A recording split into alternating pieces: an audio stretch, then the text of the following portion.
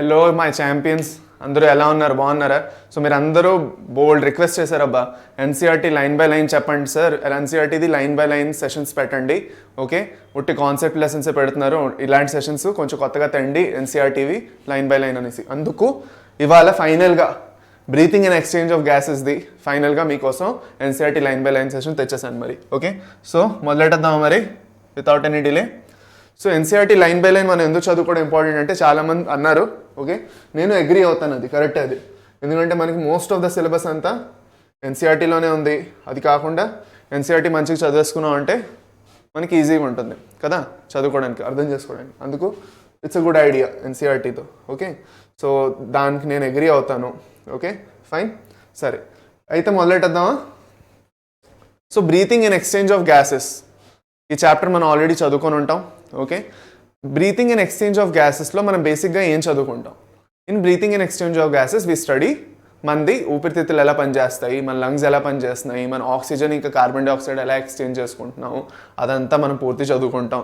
Oxygen ఎలా carry చేస్తున్నాం, carbon dioxide ఎలా క్యారీ చేస్తున్నాం, డిఫరెంట్ రెస్పిరేటరీ వాల్యూమ్స్ ఏమిటి, కెపాసిటీస్ ఏమిటి, ఇవన్నీ మనం నేర్చుకుంటాం. అవునా కదా?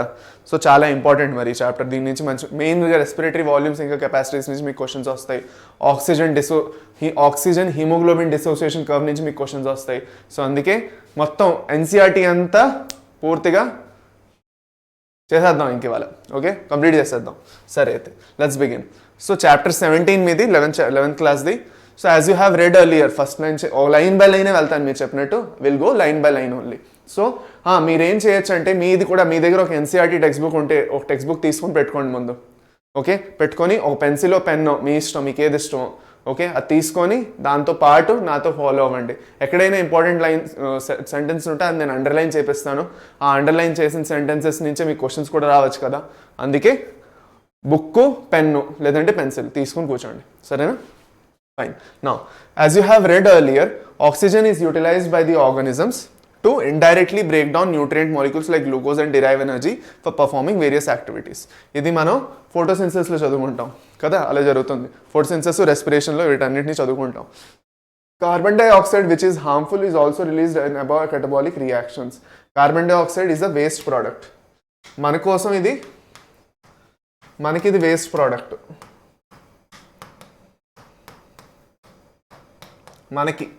ఫర్ అస్ మనకి ఇది వేస్ట్ ప్రోడక్ట్, ప్లాంట్స్కి కాదు, మనకి ఇది వేస్ట్ ప్రోడక్ట్. ఓకే, సో దాని తర్వాత it is there for evident that oxygen has to be continuously provided to the cells and CO2 produce by the cells have to be released out. Okay, కంటిన్యూస్గా oxygen ఇస్తూ ఉండాలి, carbon dioxide బయటకు వెళ్ళిపోతూ ఉండాలి. Oxygen లోపలికి వస్తూ ఉండాలి బాడీకి, కార్బన్ డైఆక్సైడ్ బయటికి వెళ్ళిపోతూ ఉండాలి. అవునా కాదా? Okay, oxygen has to come in, CO2 has to go out అవుతూ ఉండాలి ఇది రెగ్యులర్గా కదా, అది అంటున్నారు ఇక్కడ. దాని తర్వాత this process of exchange of oxygen from atmosphere with carbon dioxide produced by the cells is called breathing, commonly known as respiration. బ్రీతింగ్కి మనం ఇంకొక టర్మ్ కూడా పెట్టాం, ఏమిటది? దాన్ని మనం ఏమన్నాం చెప్పండి? వెంటిలేషన్ అన్నాం.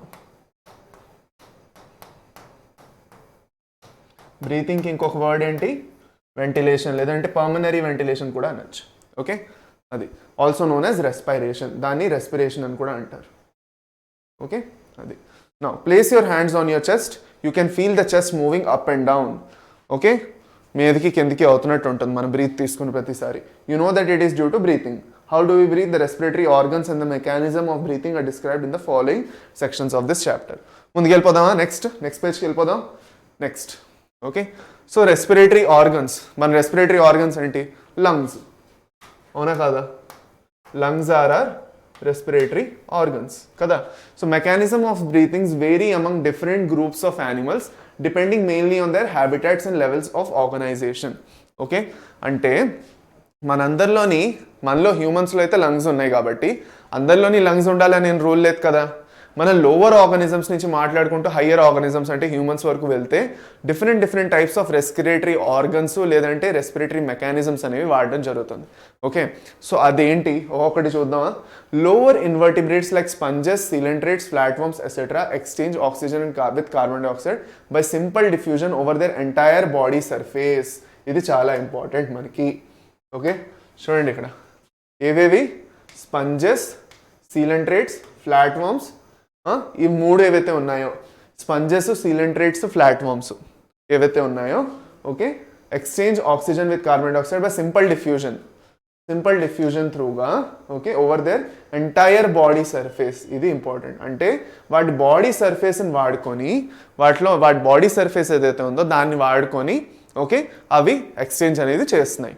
ఓకే అది అంటే వాటి డైరెక్ట్గా స్కిన్ని వాడుకుంటున్నాయి అనమాట. స్కిన్ నుంచి గ్యాసులు లోపలికి వస్తున్నాయి, బయటకు వెళ్ళిపోతున్నాయి.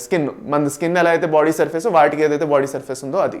ఓకే ఎర్త్ వార్మ్స్ ఏవైతే ఉన్నాయో యూజ్ దేర్ మాయిస్ట్ క్యూటికల్. ఇది చాలా ఇంపార్టెంట్.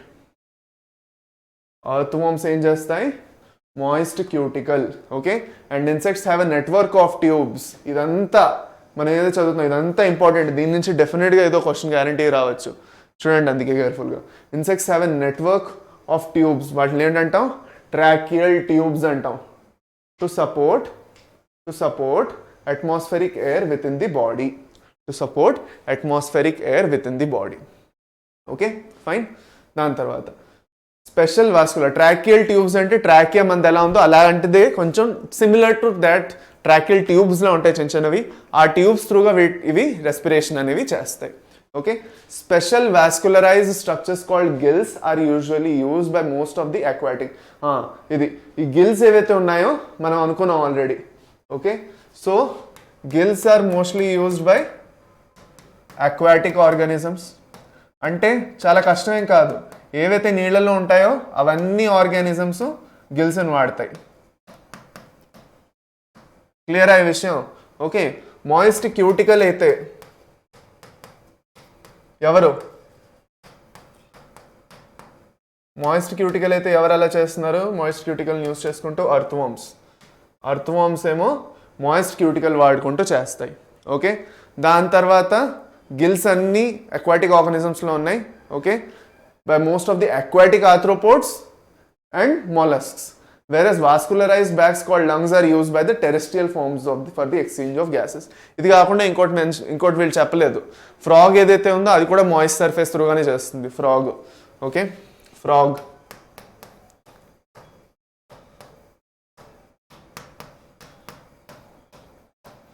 ఏదైతే కప్పులు ఉన్నాయో అవి.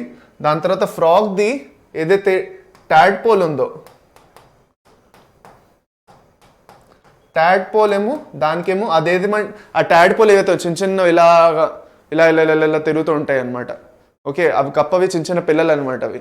సో ఇవేవైతే చిన్న చిన్న పిల్లలు ఉన్నాయో వీటిని టాడ్పోల్స్ అంటాం. ఈ టాడ్పోల్స్ ఏవైతే ఉన్నాయో వాటికి గిల్స్ ఉంటాయి. వాటికి ఏముంటాయి?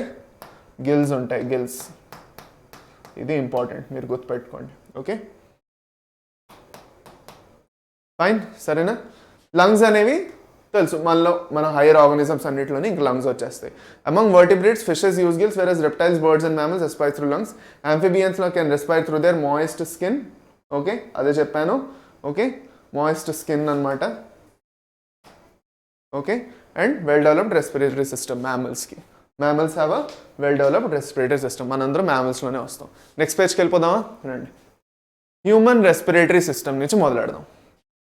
హ్యూమన్ రెస్పిరేటరీ సిస్టంలో 1 by 1 మనం చూసుకుంటే మన పాత్వే ఎలా ఉండాలి? We have a pair of external nostrils opening out above the upper lips. It leads to the nasal chamber through the nasal passage. The nasal chamber opens into pharynx. ఒక్కటి రాసుకుందామా? మీద నుంచి ఒక్కటి రాసుకుందామా? మంది ఏదైతే రెస్పిరేటరీ సిస్టమ్ ఉందో first ఏంటన్నారు? External nostrils అంట.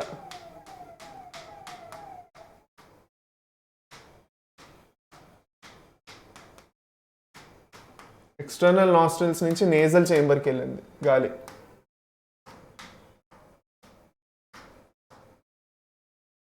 Nasal chamber తర్వాత ఎక్కడికి వచ్చింది? నేజల్ చేంబర్ తర్వాత ఇది నోస్ వరకే. External nostrils nose. దాని తర్వాత ఎక్కడికి వచ్చింది? The nasal chamber opens into pharynx. ఫారింగ్స్లోకి ఓపెన్ అయింది. ఫారింగ్స్ ఇక్కడ ఉంటుంది. So pharynx is the common passage for food and air. చాలా ఇంపార్టెంట్. చాలా ఎన్నిసార్లు చెప్పినా తక్కువ. అది ఫారింగ్స్ ఏదైతే ఉందో pharynx is the common passage. మన ఫారింగ్స్ ఏదైతే ఉందో it is the common passage for food and air. Okay common passage for ఫుడ్కి ఇంకా గాలికి రెండింటికి ఫారింగ్స్ ఒకటే. అయితే ఫారింగ్స్ దగ్గర నుంచి 2 ఓపెనింగ్స్ వెళ్తాయి. ఒకటి లారింగ్స్కి వెళ్తుంది, ఇంకోటి ఈసోఫేగస్ పక్క వెళ్ళేది ఫుడ్ని తీసుకెళ్తుంది, లారింగ్స్ పక్క వెళ్ళేది గాలిని తీసుకెళ్తుంది. ఓకే, మన ఊపిరి పీల్చే గాలిని. ఓకే, సో ఆ portion of which is the common passage for food and air చాలా ఇంపార్టెంట్. నాతో పాటు అండర్లైన్ చేసుకుంటూ వెళ్ళండి, ఇప్పుడే చెప్తున్నాను. Common passage for food and air. Okay, the pharynx opens through larynx through a region called trachea. Larynx is a cartilaginous box which helps in the sound production. It is important too. Larynx is the cartilaginous box and it's called the sound box. So pharynx తర్వాత వచ్చేది ఏంటి? larynx. larynx వస్తుంది. pharynx తర్వాత larynx వస్తుంది. దాని తర్వాత లారింగ్స్ వల్లే మనం నేను ఇప్పుడు మీకు మాట్లాడుతూ మీకు చెప్తున్నాను అంటే లారింగ్స్ వల్లే. So during swallowing glottis can be covered. During swallowing glottis can be covered by thin elastic cartilaginous flop called epiglottis. అంటే మనం ఎప్పుడైతే ఫుడ్ తింటున్నామో అది కాకుండా మనం ఆ టైంలోనే ఊపిరి కూడా పీలుస్తుంటాం కాబట్టి ఫుడ్ బై మిస్టేక్ వెళ్ళిపోకుండా ఊపిరితిత్తుల్లోకి లారింగ్స్లోకి ఎపిగ్లాటిస్ లారింగ్స్ మీద ఎప్పుడు ఒక ఫ్లాప్ లాగా ఇలా క్లోజ్ చేసి ఉంచుతుంది దాన్ని. ఎప్పుడైతే గాలి వస్తుందో ఇలా ఓపెన్ చేస్తుంది, మళ్ళీ క్లోజ్ చేసేస్తుంది. సో ఫర్ సపోజ్ ఎప్పుడైనా మీరు ఫుడ్ తింటూ మాట్లాడుతున్నారు అనుకోండి, అప్పుడేమవుతుంది, రెండు ఒకేసారి జరుగుతున్నప్పుడు బై మిస్టేక్ ఫుడ్ లారింగ్స్లోకి వెళ్ళిపోయిందంటే ఫట్ అని పలవడుతుంది, అంతా కఫ్ చేస్తారు, మీరు దగ్గుతారు, అంతా బయటకు వస్తుంది. ఎందుకు? ఆ ఎపిగ్లాటిస్ ఇలా టప్ అని క్లోజ్ అవగానే అంతా వెనక్కి వస్తుంది ఒక్కసారిగా ఫుడ్ మీద తిన్నది. అందుకే మాట్లాడకూడదు మనం. ఓకే, అది అనమాట. While eating food we should not talk. Now, during swallowing, glottis can be covered by a thin elastic cartilaginous flap called epiglottis. This is important.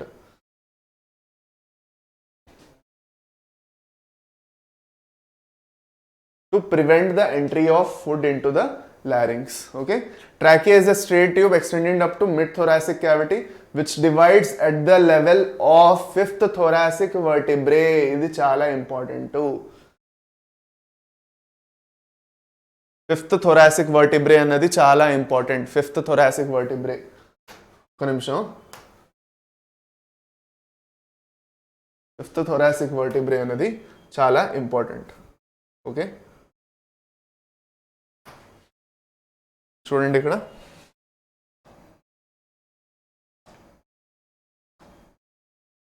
Okay, ఇది చాలా ఇంపార్టెంట్. ట్రాకియా ఎక్కడికి వెళ్ళి రెండు భాగాల్లో సపరేట్ అవుతున్నది, రెండు బ్రాంకై కింద. ట్రాకియా ఇక్కడ లారింగ్స్ తర్వాత వచ్చేది ట్రాకియా. ఓకే, లారింగ్స్ తర్వాత వచ్చేది ట్రాకియా. ట్రాకియా రెండు బ్రాంకైలోకి సపరేట్ అవుతున్నది.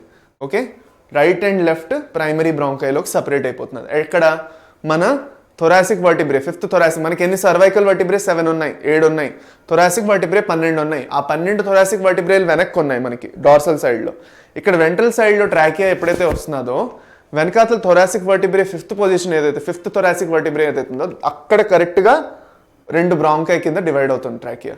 డివైడ్ అయ్యి రైట్ బ్రాంకై రైట్ లంగ్స్లోకి, లెఫ్ట్ బ్రాంకై లెఫ్ట్ లంగ్లోకి. అర్థమైందా? అది ఫైన్. సో దీన్ని మనం right and left primary bronchi అంటాం. సో బ్రాంకైలోకి వెళ్ళిన దాని తర్వాత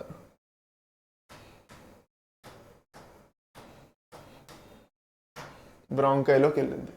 okay, each bronchi undergoes repeated divisions to form secondary and tertiary bronchi and bronchioles ending up with thin terminal బ్రాంక్యూల్స్. అది చూడండి ఇక్కడ so the trachea, primary, secondary and tertiary bronchi and the initial bronchioles are supported by incomplete cartilaginous rings. ఇది important. ఎక్కడెక్కడ ఉంది incomplete cartilaginous rings? వీటన్నిటి దగ్గర ఉంది. చూడండి, టెర్షరీ బ్రాంకై ఇంకా బ్రాంక్యూల్స్ వరకు, ఇనీషియల్ బ్రాంక్యూల్స్ ఏవైతే ఉన్నాయో. ఓకే, సో ఇక్కడ ఏముంది? ఫస్ట్ ఏం జరిగింది? Each bronchi secondary and tertiary bronchi, ఇది ప్రైమరీ బ్రాంకై ఇది. ఓకే, దాని తర్వాత tertiary and secondary and tertiary bronchi.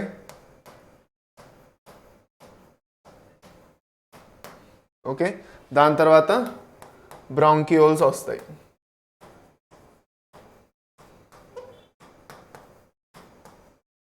Initial బ్రాంక్యూల్స్ ఇంకా టర్మినల్ బ్రాంక్యూల్స్.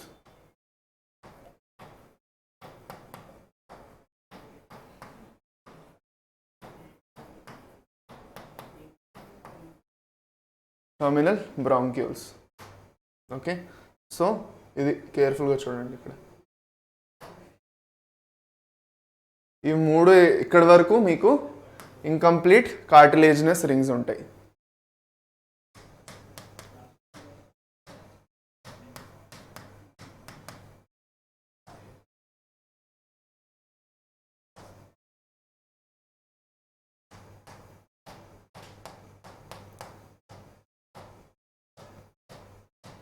ఇవి ప్రొటెక్ట్ చేస్తాయి అన్నమాట వీటిల్ని.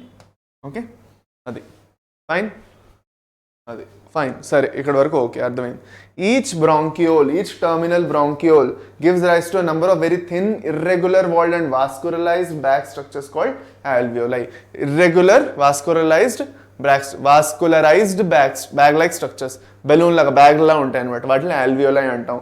The branching network of bronchi, bronchioles and alveoli comprise the lungs. So ఏదైతే బ్రాంకై, బ్రాంక్యూల్స్ ఇంకా alveoli ఇవన్నీ కలుపుకొని లంగ్స్ అని ఫామ్ చేస్తాయి. Okay, so the branching network of bronchi, bronchioles and alveoli comprise the lungs. అది okay. So we have 2 lungs which are covered by a double layered pleura. Okay, మనకి 2 lungs ఉన్నాయి. ఆ 2 lungs double లేయర్గా ఉంటాయి. చూడండి, ఇక్కడ మనకు diagram ఉన్నది ఇక్కడ. ఓకే, 2 లేయర్లు ఉన్నాయి. చూడండి థిక్నెస్, చూడండి 2 లేయర్స్ ఉన్నాయి ఇక్కడ. ఓకే, ఆ 2 లేయర్స్లో లోపలిది ఇన్నర్ ప్లూరా, ప్లూరల్ మెంబ్రెయిన్స్తో 2 ఉన్నాయి, ఇన్నర్ అవుటర్.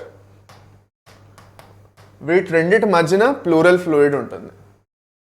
వీటి రెండింటి మధ్యన ప్లూరల్ ఫ్లూయిడ్ అనేది ఉంటుంది. ఆ ప్లూరల్ ఫ్లూయిడ్ ఏదైతే ఉందో వాటి రెండింటి మధ్యన దేనికి హెల్ప్ చేస్తుంది? Prevents friction. ఫ్రిక్షన్ అనేది అవనీయదు. And provides lubrication.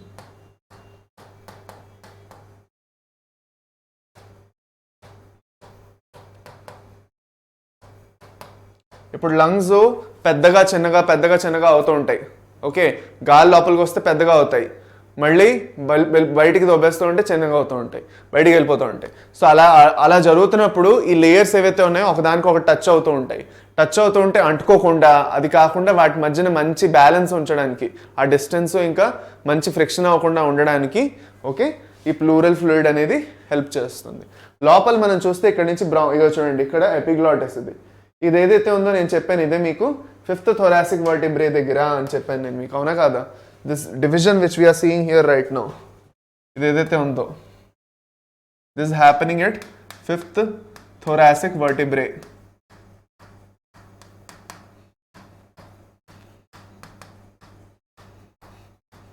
Okay fine, సరేనా? నెక్స్ట్కి వెళ్ళిపోదాం. మిగతాదంతా మీకు క్లియర్గా ఉన్నది, నేను ఇంక మరి చెప్పక్కర్లేదు. సో లంగ్స్ ఏవో నేను ఏవైతే అన్నానో ఇవి 2 ఉన్నాయి. ఓకే, లెఫ్ట్ లంగ్లోని 2 ఫిషర్స్ ఉంటాయి. ఓకే, ఇక్కడ దీంతోనే చేద్దాం. ఒకటి, సో దానివల్ల 3 లోబ్స్ ఫామ్ అవుతాయి. లెఫ్ట్ లంగ్ 2 ఫిషర్స్ ఉంటాయి. రైట్ లంగ్లో 3 ఉంటాయి. లెఫ్ట్ లంగ్లో ఇక్కడ హార్ట్ని అరేంజ్ చేయాలి అంటే జాగా ఇవ్వాలి హార్ట్కి, అందుకే అంత ఉండదు, ఒకటే ఉంటుంది. Only 1 will be there. So అందుకే ఇక్కడ ఒకటి, ఇంకెక్కడ ఒకటి ఉంటాయి అన్నమాట. ఓకే, సో అది క్లియర్గా కనిపించకపోవచ్చు కానీ ఇదే సీన్ ఇక్కడ అనమాట. సో ఇక్కడ హార్ట్ ఉన్నది కాబట్టి ఇక్కడ ఈ ఏరియాని ఏంటంటాం, ఇక్కడ లెఫ్ట్ లంగ్ కొంచెం జాగా వదిలేసింది. ఓకే, ఇలా ఒక షేప్ వస్తుంది లెఫ్ట్ లంగ్, దీన్నే మనం కార్డియాక్ నాచ్ అంటాం.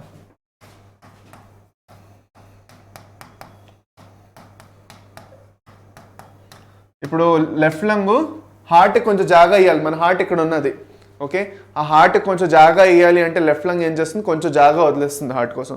ఆ హార్ట్ కోసం వదిలేసినప్పుడు ఒక నాచ్ లాంటిది క్రియేట్ అవుతుంది, దాన్ని కార్డియాక్ నాచ్ అంటాం. సో మనకి లెఫ్ట్ లంగ్లో ఓకే ఎన్ని లోబ్స్ ఉన్నాయి? 2 లోబ్స్ ఉన్నాయి. రైట్ లంగ్లో 3 లోబ్స్ ఉన్నాయి, ఎందుకంటే 2 ఫిషర్స్ ఉన్నాయి. ఓకే, ఇక్కడ ఆబ్లిక్ ఫిషర్, ట్రాన్స్వర్స్ ఫిషర్ 2 ఉన్నాయి రైట్ లంగ్లో. లెఫ్ట్ లంగ్లో ఓన్లీ ఆబ్లిక్ ఫిషర్ ఉంది, అందుకు రెండే ఏవైతే ఉన్నాయో లోబ్స్ ఫామ్ అయ్యి. సరేనా? ఫైన్, అదే సో ఇక్కడ అంతా కంప్లీట్ అయిపోయింది అనుకుంటున్నాను. It reduces friction of the lung surface, outer pleura is close to contact with the thoracic lining, whereas the inner pleural membrane is contact with the lung surface. Simple, అది అలాగో మనకు అర్థమైంది. బయట ఉన్నది థొరాసిక్ ఏరియాల దగ్గర ఉన్నది, ఓకే, ఇన్నర్ ఉన్నది lungs పక్క ఉన్నది. Simple. The part starting from the external nostrils up to the terminal branch constitute the conducting part. ఇది చాలా important. The part starting with the external nostrils నుంచి టర్మినల్ బ్రాంక్యూల్స్ వరకు ఏదైతే వచ్చిందో ఇదంతా కండక్టింగ్ పార్ట్. అంటే మనం ఇప్పటి వరకు ఇక్కడ ఏదైతే వేసుకున్నామో ఇదంతా, this whole part is the conducting part.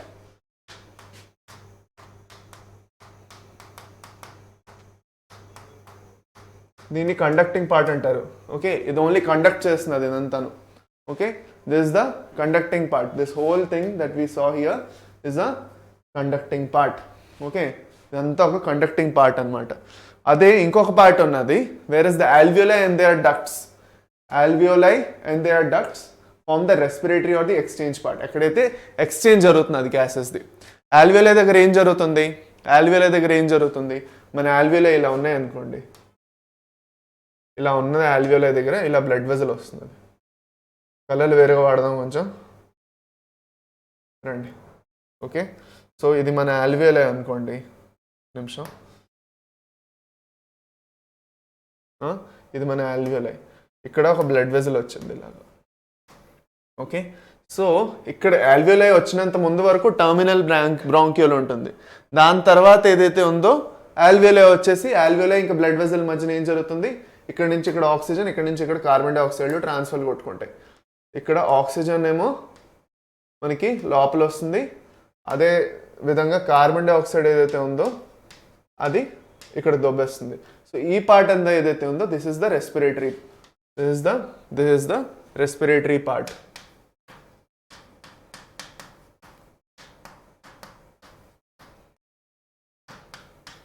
So respiratory part is formed by alveoli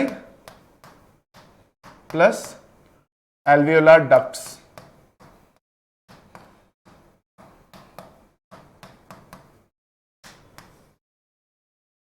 okay, అది అన్నమాట. సరేనా, అర్థమైందా? Okay, next the conducting part transports the atmospheric air to the alveoli, clears it from foreign particles, humidifies and brings it to the air to the body temperature. అయితే conducting part ఏదైతే ఉందో nostrils అవన్నీ ఏం చేస్తున్నాయి, బయట ఉన్న atmospheric air ఏదైతే ఉందో బయట ఉన్న గాలిని లోపల తేడానికి ట్రై చేస్తున్నాయి, మొత్తం కండక్ట్ చేస్తున్నాయి లోపలికి. అవి అలా కండక్ట్ చేస్తున్నప్పుడు ఓకే, దాన్ని ఏం చేస్తాయి, అవి ప్యూరిఫై చేస్తాయి. ఏమైనా డస్ట్ పార్టికల్స్ ఉంటే వాటిని అక్కడే ఆపేసి, మ్యూకస్ ఏదైతే ఉందో మ్యూకస్ అది డస్ట్ పార్టికల్స్ని ఆపేస్తుంది. దాని తర్వాత ఫిల్టర్ చేయడం, దాన్ని హ్యూమిడిఫై చేయడం, ఎయిర్ డ్రైగా వస్తుంది మన దగ్గరికి. దాంట్లో కొంచెం మాయిశ్చర్ యాడ్ చేస్తే అది ఈజీగా వెళ్తుంది. డ్రైగా వెళ్ళలేదు, ఓకే, డ్రైగా వెళ్తే మన ఊపిరితిత్తుల్లోని ప్రాబ్లం వస్తుంది. సో కొంచెం మాయిశ్చర్ ఉండాలి దాంట్లో. సో కొంచెం నీరు యాడ్ చేయడం దాంట్లో. దాని తర్వాత మన బాడీ టెంపరేచర్ తేడం. మన చుట్టూ ఉన్న ఏదైతే అట్మాస్ఫియర్ ఉందో అది మనకు బాడీ టెంపరేచర్లో తగ్గట్టు లేదు కదా గాలి. సో మన బాడీ టెంపరేచర్ 37 degrees Celsius కదా. సో ఆ టెంపరేచర్ లోపు రావడానికి ఏం చేస్తుందంటే మన కండక్టింగ్ పార్ట్ ఆ టెంపరేచర్లో 37 degrees Celsius ఏ టెంపరేచర్లో ఉన్నా, కోల్డ్గా ఉన్నా లేదంటే హాట్గా ఉన్నా కూడా, వేడిగా ఉన్నా చల్లగా ఉన్నా మన చుట్టూ 37 degrees Celsiusలో తెచ్చి అప్పుడు లంగ్స్ వరకు అందిస్తుంది పూర్తిగా. సో లంగ్స్లో పూర్తిగా ఎప్పుడైతే రెస్పిరేటరీ పార్ట్ వరకు రీచ్ అయిందో అక్కడ oxygen and carbon dioxide exchange అయిపోతాయి. Exchange part is the site of actual diffusion of oxygen and carbon between blood and the atmospheric air. Adi. Okay, sare, fine. దాని తర్వాత the lungs are situated, okay, ఇది చాలా important. The conducting part ఏం చేస్తున్నది, humidify చేస్తున్నది, దాని తర్వాత clean చేస్తున్నది, ఇవన్నీ ఇంపార్టెంట్. దాని తర్వాత lungs are situated in the thoracic chamber. ఇక్కడ నుంచి ఇక్కడ వరకు మన ఏదైతే ఏరియా ఉందో దాన్ని మనం థొరాక్స్ అంటాం. ఆ ఏరియాని ఏమంటాం, థొరాక్స్ అంటాం. So the lungs are situated in the thoracic chamber which is anatomically and air tight chamber. ఇదంతా ఏదైతే చేంబర్ ఉందో it's an air tight chamber, గట్టిగా ఎయిర్ టైట్లా ఉంది. The thoracic chamber is form dorsally by the vertebral column. Dorsal అంటే మన ఈ సైడ్, దీన్ని మనం డార్సల్ అంటాం, దీన్ని మనం వెంట్రల్ అంటాం, ఏరియాని మనం వెంట్రల్ అంటున్నాం. Okay, the thoracic is formed by dorsally by the vertebral column, ventrally by the sternum. ఇది వెంట్రల్ సైడ్. మనం ఇలా ఉన్నాము అంటే మన వెనకాతల సైడ్, ఇప్పుడు కుక్కలు పిల్లులు వీటన్నింటిలో డార్సల్ సైడ్ వాటి మీద సర్ఫేస్ ఏదైతే చూస్తున్నారు, వెంట్రల్ సైడ్ వాటి కాళ్ళ పక్క కింద పక్క అనమాట. సో సేమ్ మనలో కూడా అంతే, మనం కూడా మ్యామల్స్మే కదా. మనది డార్సల్ సైడ్ ఇది, నా వీప్ పక్క ఉన్నది డార్సల్ సైడ్, నా ముందు పక్క ఉన్నది ఫేస్ 2 ఇక్కడ నుంచి మొత్తం ఇదంతా ventral side. So dorsal side మనది ఏదైతే లంగ్స్ని మన లంగ్స్ ఏవైతే ఉన్నాయో డార్సల్ సైడ్ ఏదైతే ఉందో, dorsal side it is covered by the vertebral column. ఏవైతే మొత్తం థొరాసిక్ వర్టిబ్రే అవన్నీ వస్తాయో మనవి అన్ని వర్టిబ్రే, సో అదంతా వర్టిబ్రల్ కాలమ్ కింద వస్తుంది కదా అది. వెంట్రల్ బై ద స్టర్నమ్, ఒక స్టర్నమ్ ఉంటుంది. Okay, the thoracic chamber is form dorsally by the vertebral, ventrally by the sternum, laterally by the lips, on the lower side by the dome shaped diaphragm. ఇదంతా important, ఇది ఇక్కడ వరకు. కిందనేమో ఒక diaphragm ఉంటుంది, muscular డయాఫామ్లోని muscles ఉంటాయి, ఫ్రీనిక్ muscles. ఆ ఫ్రీనిక్ మజిల్సే help చేస్తాయి అనమాట గాలిని లోపల పీల్చుకొని వదలడానికి. లోపల పీల్చుకున్నప్పుడు డయాఫామ్ ఇలా అవుతుంది, జాగా ప్రొవైడ్ చేస్తుంది, ఒక బ్యాగ్ ఇలాస్టిక్ బ్యాగ్ లాగా. మళ్ళీ బయటికి తోసేయాలంటే కార్బన్ డైఆక్సైడ్ ఇలా అవుతుంది, అయిపోగానే కార్బన్ డైఆక్సైడ్ అంటే బయటికి వెళ్ళిపోతుంది. Okay, the anatomical setup of the lungs in thorax is such that any change in the volume of the thoracic cavity will be reflected in the lung. Okay, ఎలా ఉన్నదంటే ఇక్కడ అంతట్లోనే ఏమైనా చేంజ్ వచ్చిందంటే thoracic చేంబర్లో అది లంగ్స్లో క్లియర్గా కనిపిస్తుంది. Okay, such an arrangement is essential for breathing. అది exactly, we cannot directly alter the pulmonary volume. మనది ఏదైతే పల్మనరీ వాల్యూమ్ ఉందో సడన్గా మార్చలేం. ఎక్కువ ఊపిరి తీసుకొని లేదంటే ఎక్కువ ఊపిరి వదిలేసినా కూడా ఆ పల్మనరీ వాల్యూమ్ ఒక కాన్స్టెంట్గా మెయింటైన్ ఎప్పుడూ ఉంటుంది. అంత ఏరియా తీసుకోవాలి మన లంగ్స్ అనేసి, అది ఎప్పుడూ ఉంటుంది అనమాట. అది respiration involves the following steps: breathing or pulmonary ventilation by which atmospheric air is drawn in and CO2 rich alveolar air is released out. ఇది ఫస్ట్. నేనేమన్నాను బ్రీతింగ్ని పల్మనరీ వెంటిలేషన్ అని కూడా అంటాను అన్నాను, వచ్చింది. Next, diffusion of gases across the alveolar membrane. దీన్ని మనం ఇంకొక టర్మ్ అంటాం, ఏంటది? దీన్ని ఎక్స్టర్నల్ రెస్పిరేషన్ అని అంటాం.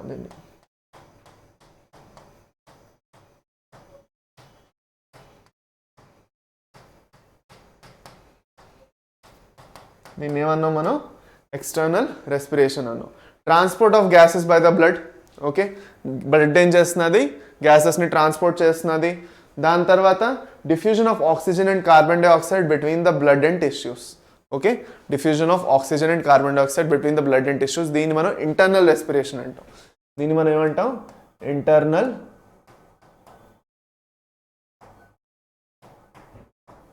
రెస్పిరేషన్ అని కూడా అంటాం. నేను ఎలా అయితే రాస్తున్నానో మీరు కూడా అలా సైడ్లో రాసేసుకుంటూ ఉండండి. నేను ఏదైతే మీకు సైడ్లో ఇలా రాయిపిస్తున్నానో మీరు కూడా అది రాసేసుకోండి. తర్వాత మీకు నోట్స్ దొరుకుతాయి కరెక్టే, కానీ ఆ నోట్స్ కన్నా మీ అంతటి మీరు కూడా కొంచెం రాసుకుంటే మీకు గుర్తుంటుంది కదా, అందుకు. దాని తర్వాత last, utilisation of oxygen by the cells for catabolic reactions and resultant release of carbon dioxide. Okay, utilisation of oxygen by the cells for catabolic reactions. ఇదైతే ఇదంతా సెల్ లోపల జరుగుతున్నది కదా, ఏదైతే ఆక్సిజన్ని వాడి కార్బన్ డైఆక్సైడ్ని ఫామ్ చేసేదనే ప్రాసెస్ సెల్ లోపల జరుగుతున్నది, దాన్ని మనం సెల్యులర్ రెస్పిరేషన్ అంటాం. అందుకే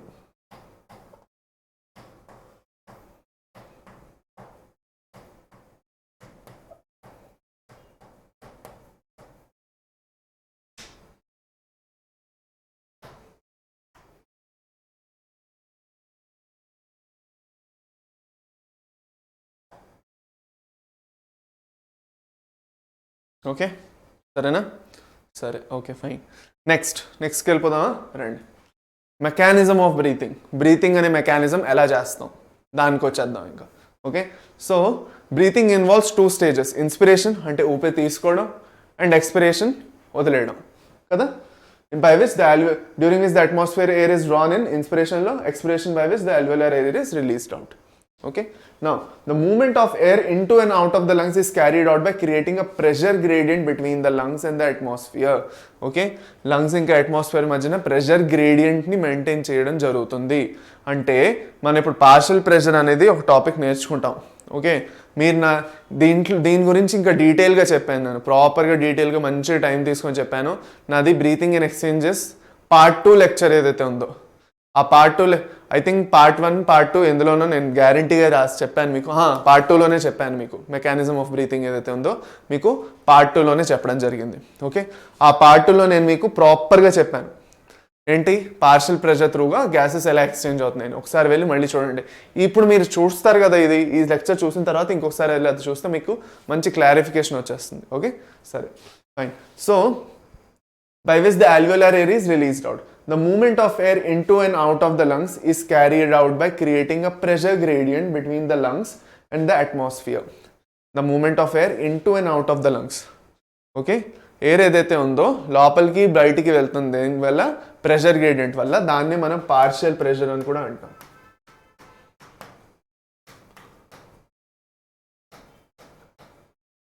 సో ఆక్సిజన్ అయితే దాన్ని పార్షియల్ ప్రెషర్ ఆఫ్ ఆక్సిజన్ అంటాం, PO2 అంటాం. అదే కార్బన్ డైఆక్సైడ్ అయితే పార్షియల్ ప్రెషర్ ఆఫ్ కార్బన్ డైఆక్సైడ్ని PCO2 అంటాం. ఓకే, ఫైన్, అది పార్షియల్ ప్రెషర్ అనమాట. నా నెక్స్ట్ సెంటెన్స్కి వెళ్ళిపోదామా. ఇన్స్పిరేషన్ అంటే ఊపిరి తీసుకోవడం can occur if the pressure within the lungs is less than the atmospheric pressure. ఇప్పుడు ఏ గ్యాస్ అయినా కాన్సన్ట్రేషన్ గ్రేడియంట్ లేదంటే పార్షియల్ ప్రెషర్ మనం తీసుకున్నాం అంటే, మనం డిఫ్యూజన్ అంటే ఏమిటి, movement of substances from higher concentration to lower concentration కదా. సో సేమ్ పార్షియల్ ప్రెషర్ త్రూగా వెళ్ళాలన్నా కూడా సబ్స్టెన్సెస్ ఎలా డిఫ్యూజ్ అవుతాయి, movement of gases from their higher partial pressure region to lower partial pressure region. ఎక్కువ పార్షియల్ ప్రెషర్ బయట ఉన్నది, లోపల ప్రెషర్ తక్కువ ఉన్నది అంటే బయట నుంచి లోపలికి వస్తుంది గ్యాస్. ఆక్సిజన్ ఎలా వస్తుంది, మన చుట్టూ ఆక్సిజన్ బయట ఎక్కువ ఉన్నది, లోపల తక్కువ ఉన్నది మన దాని partial pressure. Okay, so oxygen లోపలికి వస్తుంది. ఫర్దర్ ఈ క్లాస్లో నేను చెప్తాను, డోంట్ వరీ. ఓకే, సిమిలర్గా కార్బన్ డైఆక్సైడ్ బయట తక్కువ ఉంది, మన బాడీలో ఎక్కువ ఉంటుంది, సో మన బాడీ నుంచి బయటికి వెళ్తుంది. ఓకే, అది అనమాట. Similarly, expiration takes place when the intrapulmonary pressure is higher than the atmospheric pressure. The diaphragm is a special set of muscles, external and internal intercostals between the ribs, which help in the generation of such gradients. Okay, ఈ డయాఫ్రామ్లో external internal intercostal muscles ఏవైతే ఉన్నాయో వీటి వల్ల ఈ pressure gradient అనేది maintain చేయడం జరుగుతుంది. చాలా ఇంపార్టెంట్. ఓకే, అది. దాని తర్వాత inspiration is initiated by contraction of diaphragm which increases the volume of thoracic chamber in the antero posterior axis. ఇప్పుడు మనం ఊపిరి తీసుకోగానే ఏమవుతుంది, తీసుకొని చూడండి ఒకసారి. మీకు ఏమనిపించింది, ఇక్కడ లోపల మీది ఏదైతే చేంబర్ ఉన్నదో, మీది ఏదైతే థొరాసిక్ చేంబర్ ఉందో అది సైజ్ ఇలా పెరిగింది. ఓకే, మీరు మళ్ళీ బయటకు వదిలేశారు. వదిలినప్పుడు ఏమైంది, ఇలా కాంట్రాక్ట్ అయింది. మళ్ళీ తీసుకున్నప్పుడు ఇలా మళ్ళీ పెద్దగా అవుతుంది, మళ్ళీ కాంట్రాక్ట్ అవుతుంది. సో ఇలా జరగాలి అంటే కింద డయాఫ్రామ్ ఏదైతే ఉందో లోపల గాలి, ఎప్పుడు డయాఫ్రామ్ ఇలా ఉంటుంది, ఒక డోమ్ లాగా అనమాట, డోమ్ లైక్ స్ట్రక్చర్ అంటారు దాన్ని. ఇలా ఉంటుంది. ఇలా ఉన్నది ఎప్పుడైతే గాలి లోపలికి వస్తుందో ఇలా అయిపోతుంది, లంగ్స్ కిందనే ఉంటుంది. ఓకే, ఇలా స్ట్రైట్ అయిపోతుంది. స్ట్రైట్ అయిపోవడం వల్ల ఏమవుతుంది, కాంట్రాక్ట్ అవుతుంది, అది దాని మజిల్స్ కాంట్రాక్ట్ అవుతున్నాయి. రిలాక్స్ పొజిషన్ అంటే ఇది డయాఫ్రామ్, అక్కడే కన్ఫ్యూజన్ మీది. డయాఫ్రామ్ ది రిలాక్స్ పొజిషన్ ఇలాగే, కాంట్రాక్టెడ్ పొజిషన్ ఇలాగా. సో ఇలా కాంట్రాక్ట్ అవడం వల్ల స్పేస్ క్రియేట్ అయ్యి లంగ్స్ ఇంకా పెద్దగా అవుతాయి. ఓకే, ఫైన్, లంగ్స్ ఇంకా పెద్దగా అవుతాయి. లంగ్స్ పెద్దగా అయ్యి ఊపిరి లోపల తీసుకున్నప్పుడు స్పేస్ ఎక్కువ క్రియేట్ అవుతుంది. ఓకే, దాని తర్వాత బయటకు వదులుతున్నప్పుడు ఈ డయాఫ్రామ్స్ మళ్ళీ వాటి రిలాక్స్ పొజిషన్లోకి వచ్చేస్తాయి, లంగ్స్ మళ్ళీ చిన్నగా అవుతాయి, బయటికి వెళ్ళిపోతుంది గాలి. ఓకే, అది మెయిన్ అనమాట. So inspiration is initiated by contraction of diaphragm which increases the volume of the thoracic chamber, okay, in the anteroposterior axis. Anteroposterior axis అంటే ఏంటి, ఓకే, మనది మీద నుంచి కిందన ఏదైతే యాక్సిస్ ఉందో అది యాంటీరియోపోస్టీరియర్ యాక్సిస్ అనమాట. మన తల నుంచి కాలు వరకు ఏదైతే యాక్సిస్ నడుస్తుందో, సో ఈ పొజిషన్లో కూడా స్ట్రెచ్చింగ్ అవుతుంది, ఏరియా పెరుగుతుంది. ఇలా కూడా పెరుగుతుంది ఏరియా, ఇలాగా పెరుగుతుంది. ఓకే, రెండు డైరెక్షన్స్లోని. వెనకాల నుంచి డార్సో వెంట్రల్ యాక్సిస్లో కూడాను, వెనకాల నుంచి ముందుకు చూసుకుంటే ఇలా వెనకాల నుంచి ముందుకు కూడా ఏరియా పెరుగుతుంది అనమాట. ఓకే, అది. So now inspiration is initiated by, ఇప్పుడు ఒక మనిషి ఉన్నాడు అనుకోండి. ఓకే, ఓ మనిషి ఉన్నాడు. ఓకే, ఈ మనిషిది యాంటీరో పోస్టీరియర్ యాక్సిస్ అంటే ఇది. This is antero posterior axis. Okay, ఇది చూసుకుంటే వెనకాతల నుంచి ముందు పక్క అయితే డార్సో వెంట్రల్ యాక్సిస్, ఇది లాటరల్ యాక్సిస్, ఇలాగా లాటరల్ యాక్సిస్ ఇది. తర్వాత antero posterior axis. The contraction of internal intercostal muscles lifts up the ribs. Internal intercostal muscles ఏవైతే ఉన్నాయో అవి రిబ్స్ని ఇలా మీదకి లేపుతాయి. ఓకే, లేపి sternum causing an increase in the volume of the thoracic chamber in the dorsoventral axis. So మనకి ఇప్పుడు ఇన్స్పైర్ చేస్తున్నాం అంటే గాలిని, మనం ఇప్పుడు గాలిని లోపల తీసుకుంటున్నాం అంటే ఏం జరుగుతున్నది? Okay, if you are taking in inspiration, we are doing inspiration.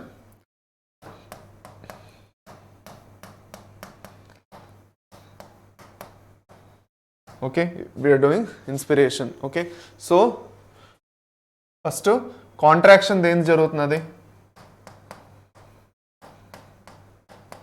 First డయాఫ్రామ్ది జరుగుతున్నది కదా, డయాఫ్రామ్ది ఫస్ట్ కాంట్రాక్షన్ జరుగుతున్నదా లేదా? జరుగుతున్నది.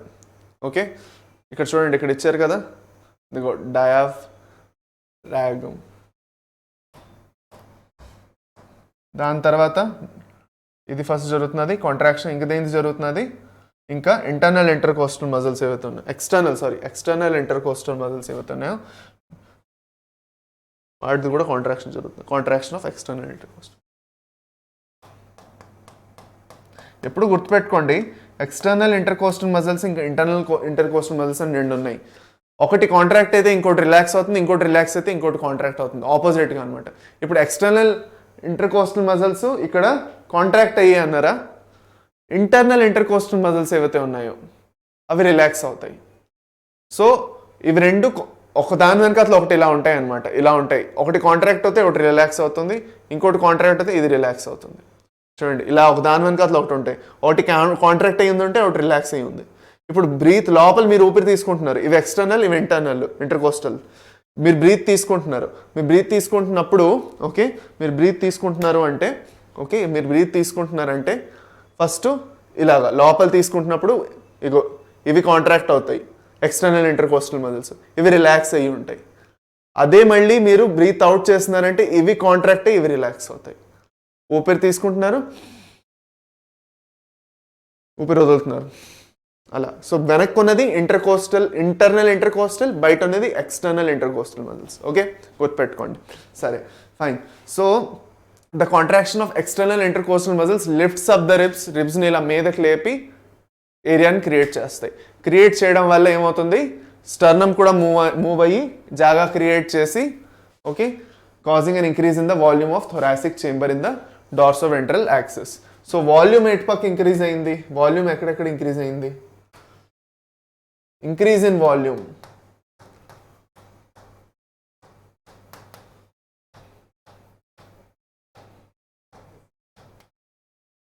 increase in volume in anterior posterior axis,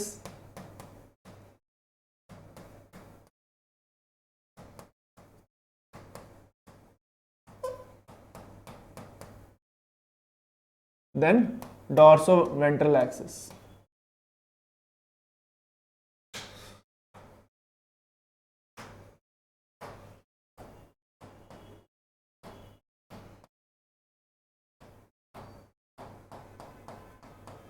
ఇది గుర్తుపెట్టుకోండి. ఓకే, సో ఇన్స్పిరేషన్ అయినప్పుడు కాంట్రాక్షన్ దేనిదైంది?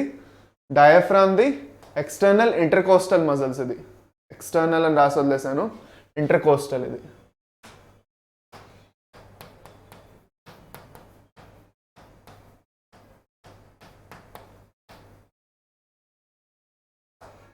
ఇంటర్కోస్టల్. ఓకే, కొంచెం జాగా దొరకట్లేదు, అర్థం చేసుకోండి. ఎక్స్టర్నల్ ఇంటర్కోస్టల్ కొంచెం సైడ్కి రాసిస్తాను, లేదంటే ఆగండి.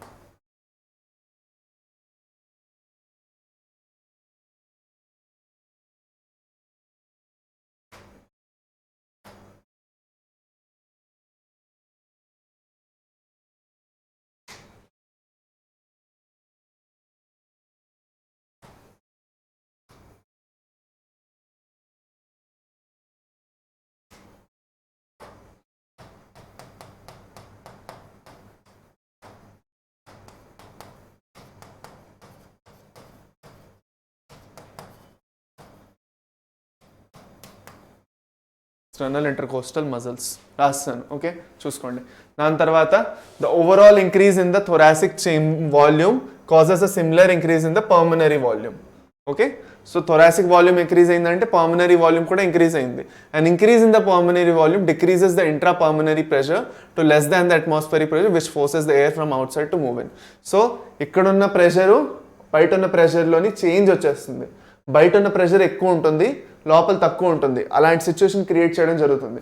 లోపల ఆక్సిజన్ది ప్రెషర్ తక్కువ పెట్టి బయట ప్రెషర్ ఎక్కువ పెట్టడం వల్ల ఆక్సిజన్ లోపలికి వస్తుంది. ఓకే, అది. Now then relaxation of diaphragm and the internal intercostal muscles returns the diaphragm and the sternum. Intercostal muscles మాత్రం అన్నారు.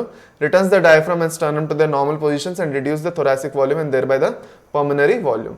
This leads to an increase in the intrapulmonary pressure. Okay, intrapulmonary అంటే lungs లోపల. Okay, lungs లోపల pressure పెరిగి బయటికి ఇలా తొయ్యాలి. ఇంకా carbon dioxide old ఉన్నది ఇంక లోపల, దాన్ని బయటికి తొయ్యాలి. ఓకే, తొయ్యాలంటే ఏం చేయాలి? లోపల ఇలా ప్రెషర్ క్రియేట్ చేయాలి. ముందు ప్రెషర్ని తగ్గించాం, జాగా ఎక్కువ క్రియేట్ చేసి ప్రెషర్ని తగ్గించు. జాగా ఎక్కువ ఉందంటే ప్రెషర్ తక్కువ, జాగా తక్కువ చేయాలి. ఇప్పుడు ఇలా నొక్కాలి, దాన్ని లంగ్స్ని ఇలా నొక్కి కార్బన్ డైఆక్సైడ్ని బయటికి తోయాలి. తోసినప్పుడు ఏం చేస్తాం? ఇలా దగ్గరికి తెస్తాం లంగ్స్ని. ఓకే, బెలూన్ని ఇలాగా ఊదాలంటే బెలూన్లో గాలి ఊదుతాము, అప్పుడు ఆక్సిజన్ లోపలికి వచ్చినట్టు. బెలూన్ ఇలా నొక్కి గాలిని బయటికి పంపిస్తున్నాం, కార్బన్ డైఆక్సైడ్ బయటికి వెళ్తున్నట్టు. అంతే తేడా. So to the slightly above atmospheric pressure causing the expulsion of air. We have the ability to increase the strength of the inspiration and expiration with the help of additional muscles in abdomen. మన అబ్డామిన్లో అడిషనల్గా ఇక్కడ muscles ఉంటాయి అనమాట, ఆ ఫ్రీనిక్ muscles అంటారు వాటిని. Okay, on an average a healthy breath 12 to 16 times per minute. ఇది important. On an average a healthy human breathes 12 to 16 times per minute. ఎన్నిసార్లు? 12 to 16. అలా కాదు,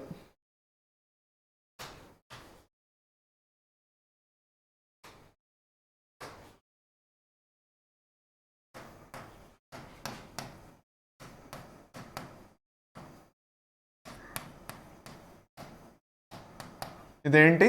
బ్రీతింగ్ రేట్ ఆఫ్ బ్రీతింగ్.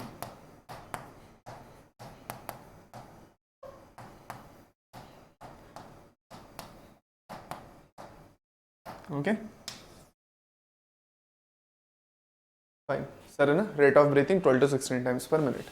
సరే, దాని తర్వాత the volume of air involved. ఇక్కడ ఏదైతే contraction జరిగిందో ఇన్స్పిరేషన్ టైంలో అదే రిలాక్స్ అయిపోతుంది ఎక్స్పిరేషన్లో, అంతే తేడా. ఓకేనా? దాని తర్వాత the volume of the air involved in breathing movements can be estimated by using a spirometer. Okay, spirometer. ఇది మెజర్ చేయాలంటే మనం స్పైరోమీటర్ వాడచ్చు. ఇది ఒక ఇన్స్ట్రుమెంట్ అనమాట. ఓకే, సో బ్రీతింగ్ ఏదైతే the volume of air breathing movements can be estimated. Volume of air ఏదైతే వెళ్తున్నదో, ఓకే, వాల్యూమ్ మనం ఎస్టిమేట్ చేయొచ్చు.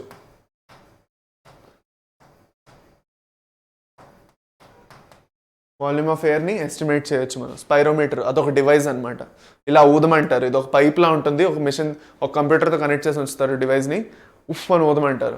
ఉఫ్ అని బాగా ఊపిరి తీసుకుని ఫుల్గా వదలాలన్నమాట. అలా ఊపిరి వదులుతూనే ఉండాలి. వదులుతున్నప్పుడు మీది ఏదైతే బ్రీతింగ్ వాల్యూమ్ ఉందో అది చెక్ చేస్తారు.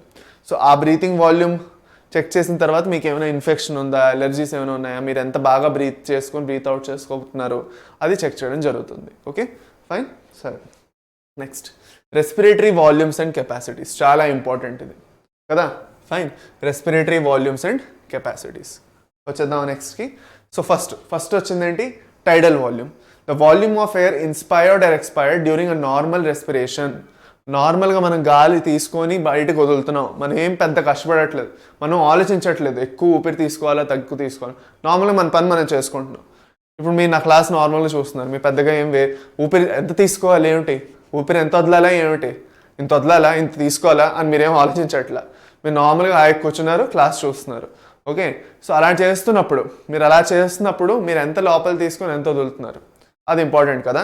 అది నార్మల్ అనమాట. అది మీకు ఏమి చేంజెస్ ఉండదు. సో దాన్ని మనం టైడల్ వాల్యూమ్ అంటాం. అది ఎంత ఉంటుంది?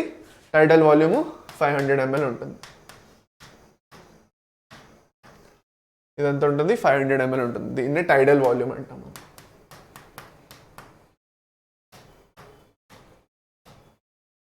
ఓకే, ఈ టైడల్ వాల్యూమ్లోనే మళ్ళీ ఏంటి అనాటామికల్ డెడ్ స్పేస్ అని కొంత ఉంటుంది, ఓకే, ఆ డెడ్ స్పేస్ అవన్నీ మీకు పెద్దగా వీళ్ళు మెన్షన్ చేయలేదు కాబట్టి నేను మీకు చెప్పట్లేదు. మీకు కావాలంటే కింద కమెంట్ సెక్షన్లో చెప్పండి ఇప్పుడు డెడ్ స్పేస్ గురించి ఏమైనా చెప్పాలా. 2 డెడ్ స్పేసెస్ ఉంటాయి, anatomical dead space, physiological dead space అనేసి. ఓకే, సో దాంతో సంబంధించి మీకు ఏమైనా కావాలి అంటే కింద కమెంట్ సెక్షన్లో చెప్పండి, నేను చెప్తాను. మీకైతే ఎన్సీఆర్టీలో ఇవ్వలేదు కాబట్టి నేను మీకు చెప్పట్లేదు. సో అనవసరంగా మీరు ఎక్కువ ఎందుకు చదవడం అనేసి నా ఒపీనియన్, దాని తప్ప ఇంకేం లేదు. సరే, దాని తర్వాత so a healthy man can inspire approximately 6,000 to 8,000 ml of air per minute. అంటే per minute 6 to 8 litres per minute. ఈ లెక్కతో చూసుకుంటే పర్ మినిట్ ఎన్ని 6,000 to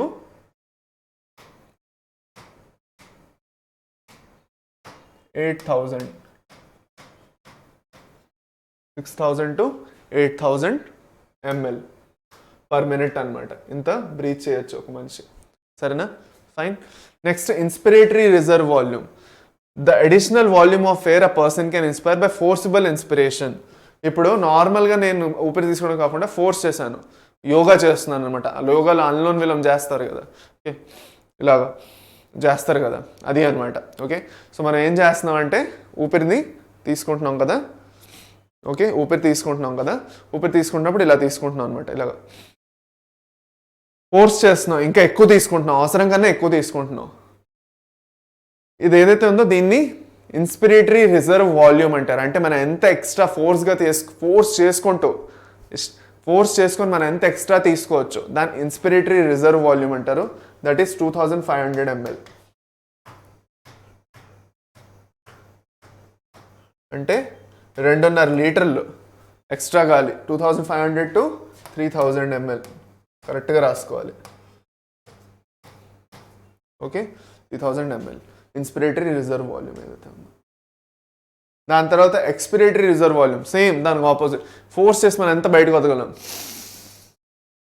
ఫోర్స్ చేసి నేను ఎంత బయటకు వదలగలను, అది ఎక్స్పిరేటరీ రిజర్వ్ వాల్యూమ్. అదెంత 1,000 to 1,100 ml.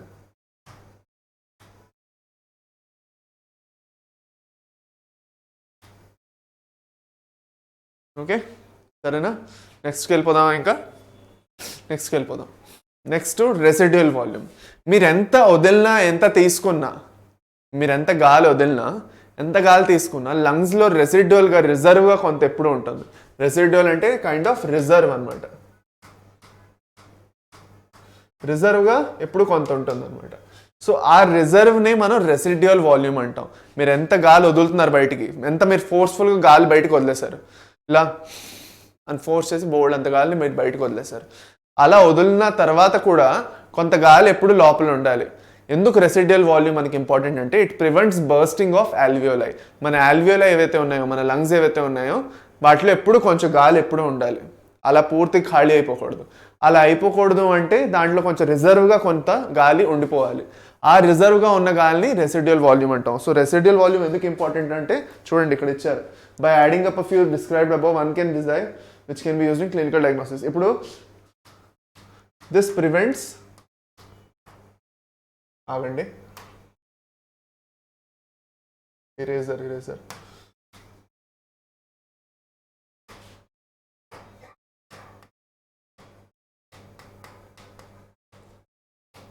రెసిడ్యువల్ వాల్యూమ్ ఏదైతే ఉందో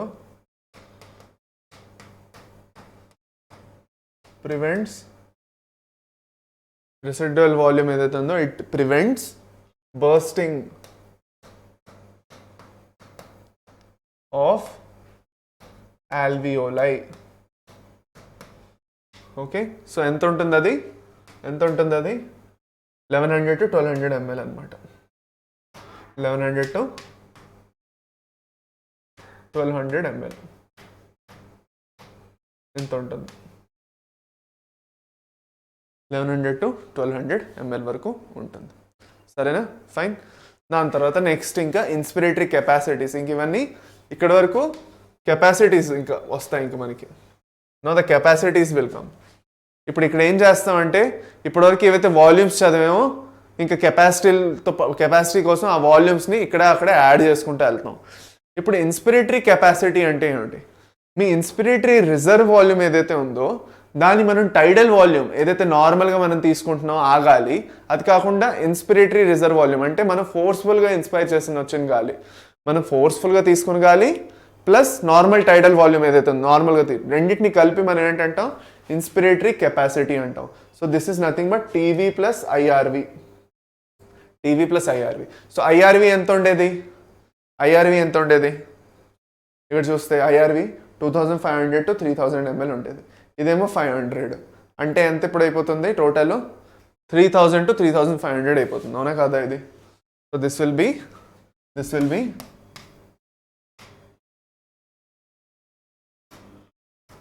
3000 to 3500 ml అయిపోతుంది.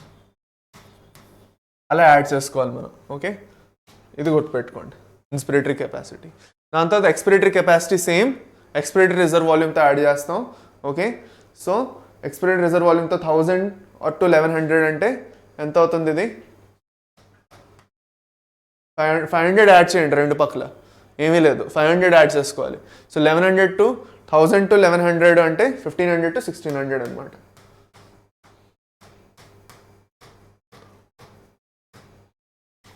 అంతేనా?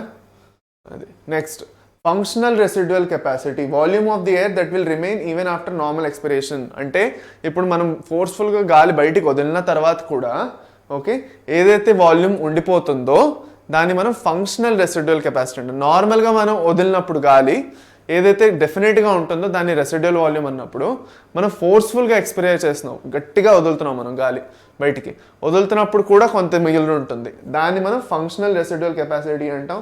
దాన్ని ఈఆర్వి ప్లస్ ఆర్వి అంటే 1000 + 1000 అవుతాయి. అయితే ఎంత అవుతుంది అనమాట మనకి? దగ్గర 2100 to 2300 అవుతుంది.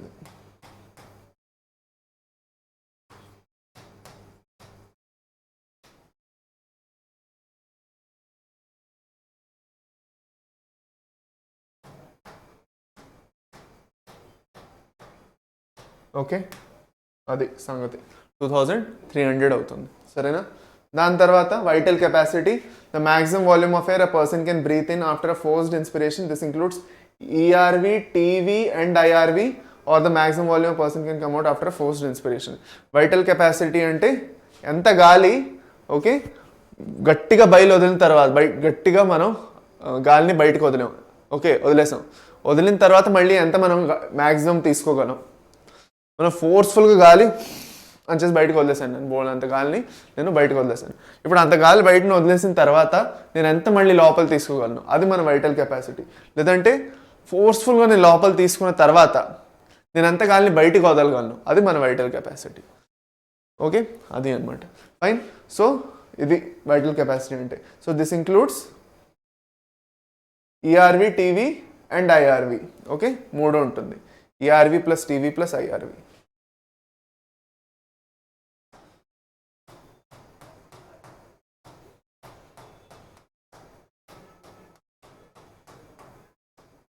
అది అనమాట. Next total lung capacity. ఇంకా మనం వచ్చేసాం. టోటల్ లంగ్ కెపాసిటీ అంటే total volume of the air accommodated in the lungs at the end of forced inspiration. మనం ఫోర్స్గా గాలి తీసుకున్న తర్వాత టోటల్గా మనకి లంగ్స్లో ఎంత మిగిలి ఉంది. సో ఫోర్స్డ్ ఇన్స్పిరేషన్ అంటే ఐఆర్వి వస్తుంది. ఓకే, అది కాకుండా లోపల రెసిడ్యువల్ వాల్యూమ్ ఆల్రెడీ ఉంది. ఓకే, సో మనం ఫోర్స్డ్గాను ఎప్పుడు తీసుకుంటున్నాం? ఫర్ సపోజ్ పూర్తిగా గాలి వదిలేసాం అనుకోండి, పూర్తిగా గాలి ఫోర్స్ చేసి వదిలేసిన తర్వాత లోపల తీసుకున్న తర్వాత రెసిడ్యువల్ వాల్యూమ్తో యాడ్ చేస్తే అది vital capacity plus residual volume కూడా అవుతుంది. సో దీన్ని మనం రెండు రకాలుగా రాసుకోవచ్చు, RV plus ERV plus TV plus IRV అని రాసుకోవచ్చు. లేదంటే దీన్ని మనం ఇంకోలా కూడా రాసుకోవచ్చు, అది వైటల్ కెపాసిటీ ప్లస్ ఆర్వి అని కూడా రాసుకోవచ్చు. ఎందుకంటే ERV plus TV plus IRV అంటే వైటల్ కెపాసిటీనే కదా, అందుకు. అర్థమైందా? అది అనమాట సంగతి. సో ఇక్కడ ఇది మన వాల్యూమ్స్ ఇంకా కెపాసిటీస్. నెక్స్ట్ ఇంక మనం గ్యాసెస్ ఎలా ఎక్స్చేంజ్ అవుతున్నాయి ఇది వెళ్దాం. సో వన్ బై వన్ చూసుకుందాం. ఇక్కడ నేను ఒక ఇంపార్టెంట్ విషయం మీకు చెప్తాను. ఇంపార్టెంట్ డయాగ్రామ్ ఉంది. ఈ డయాగ్రామ్ చూడండి. ఈ డయాగ్రామ్ చూస్తే నేను మీకు ఒక ఇంపార్టెంట్ విషయం ఎక్స్ప్లెయిన్ చేసిన తర్వాత మనం చదువుదాం. ఎందుకు నేను అలా అంటున్నాను కేర్ఫుల్గా వినండి. ఇప్పుడు ఫస్ట్ డయాగ్రామ్ మంది, నేను పార్షియల్ ప్రెషర్ ఏమన్నాను, మన బాడీ బయట 159 ఉన్నది. ఆక్సిజన్ PO2 చూస్తే మన బాడీ బయట 159 ఉంది. CO2 చూస్తే మన బాడీ బయట 0.3 ఉన్నది. ఓకే, సో ఫస్ట్ మన లంగ్స్లో ఎంత ఉన్నది, 104 ఉంది PO2. మన కార్బన్ డైఆక్సైడ్ 40 ఉన్నది. సో ఏం జరుగుతుంది, బయట నుంచి లోపలికి వస్తుంది గాలి. ఆక్సిజన్ ఏదైతే ఉందో 104 తక్కువ కాబట్టి 159 ఎక్కువ కాబట్టి ఆక్సిజన్ లోపలికి ఎంట్రీ కొట్టింది. ఇక్కడ ఆక్సిజన్ చూస్తే ఆల్వియోలైలోని ఇక్కడ 40 ఉంది, బయట చూస్తే 0.3 ఉంది. అంటే బయట చాలా తక్కువ ఉంది, లోపల ఎక్కువ ఉంది ఆల్వియోలైలో. సో బయటికి వెళ్ళిపోతుంది. ఓకే, దాని తర్వాత ఇక్కడ డీఆక్సిజనేటెడ్ బ్లడ్లో చూసుకుందాం. ఇక్కడ డీఆక్సిజనేటెడ్ బ్లడ్ నుంచి ఇక్కడ వరకు రావాలి కదా, ఇదంతా సేమే డీఆక్సిజనేటెడ్ బ్లడ్. ఇక్కడ చూడండి, ఇక్కడ ఇంక దీన్ని ఇంకా చూడండి. ఇప్పుడు వీటి రెండింటిని చూస్తే ఓకే, మీరు ఇక్కడ క్లియర్గా చూస్తే ఇదేంటిది, ఇక్కడ 45 ఉన్నది ఇది కార్బన్ డైఆక్సైడ్, ఇక్కడ 40 ఉంది. సో డీఆక్సిజనేటెడ్ బ్లడ్ నుంచి ఆల్వియోలైకి వెళ్ళిపోతుంది కార్బన్ డైఆక్సైడ్. ఆక్సిజన్ చూస్తే 104 ఉంది, ఇక్కడ 40 ఉంది. అంటే ఆల్వియోలై నుంచి ఇంకా బ్లడ్లోకి రావాలి కదా. సో బ్లడ్లోకి ఎలాగైతే ఆక్సిజన్ వచ్చిందో ఆక్సిజనేటెడ్ అయిపోతుంది బ్లడ్. ఆక్సిజనేటెడ్ అయిపోగానే ఆక్సిజనేటెడ్ బ్లడ్లో చూస్తే 95 mmHg ఉన్నది. ఇక్కడ 104 ఉంటే ఇక్కడ 95 ఉంటుంది, ఎందుకంటే ఇక్కడ తక్కువే ఉంటుంది కాబట్టి. దాని తర్వాత 40 mmHg కార్బన్ డైఆక్సైడ్. ఒకటి ఇంపార్టెంట్ విషయం ఏంటంటే, మనం డీఆక్సిజనేటెడ్ బ్లడ్ అవనండి ఆక్సిజనేటెడ్. డీఆక్సిజనేటెడ్ అంటే కార్బన్ డైఆక్సైడ్ ఎక్కువ ఉంటుంది, ఆక్సిజనేటెడ్ అంటే ఆక్సిజన్ ఎక్కువ ఉంటుంది. మనకి అబ్సల్యూట్ ఉండదు మనకేమేనో వాల్యూస్. అంటే ఇప్పుడు డీఆక్సిజనేటెడ్ బ్లడ్లో ఓన్లీ కార్బన్ డైఆక్సైడే ఉంటుంది, ఆక్సిజన్ ఉండదని కాదు. ఆక్సిజనేటెడ్ బ్లడ్లో ఓన్లీ ఆక్సిజన్ ఉంటుంది, కార్బన్ డైఆక్సైడ్ ఉండదు అని కూడా కాదు.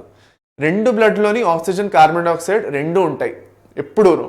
కాకపోతే ఏ గ్యాస్ది పార్షియల్ ప్రెషర్ ఎక్కువ ఉంది, ఇక్కడ కార్బన్ డైఆక్సైడ్ది పార్షియల్ ప్రెషర్ ఎక్కువ ఉంది, అందుకే దీన్ని డీఆక్సిజనేటెడ్ బ్లడ్ అంటున్నాం. ఇక్కడ ఆక్సిజన్ది పార్షియల్ ప్రెషర్ ఎక్కువ ఉంది, అందుకే దీన్ని ఆక్సిజనేటెడ్ అంటున్నాం. ఏది పార్షియల్ ప్రెషర్ ఎక్కువ ఉంటే ఆ గ్యాస్ ఎక్కువ ఉన్నట్టు, ఆ గ్యాస్ ఎక్కువ ఉంటే దాన్ని అలాంటి బ్లడ్ అంటాం. అది అనమాట. ఆక్సిజన్ ఎక్కువ ఉంటే ఆక్సిజనేటెడ్, కార్బన్ డైఆక్సైడ్ ఎక్కువ ఉంటే డీఆక్సిజనేటెడ్ అంటాం. Fine, okay. సో ఇప్పుడు టిష్యూస్ వరకు వెళ్ళిన తర్వాత టిష్యూస్లో చూస్తే చూడండి, టిష్యూస్లో ఆక్సిజన్ చూస్తే 40 ఉంది, ఇంకా కార్బన్ డైఆక్సైడ్ చూస్తే 45 ఉంది.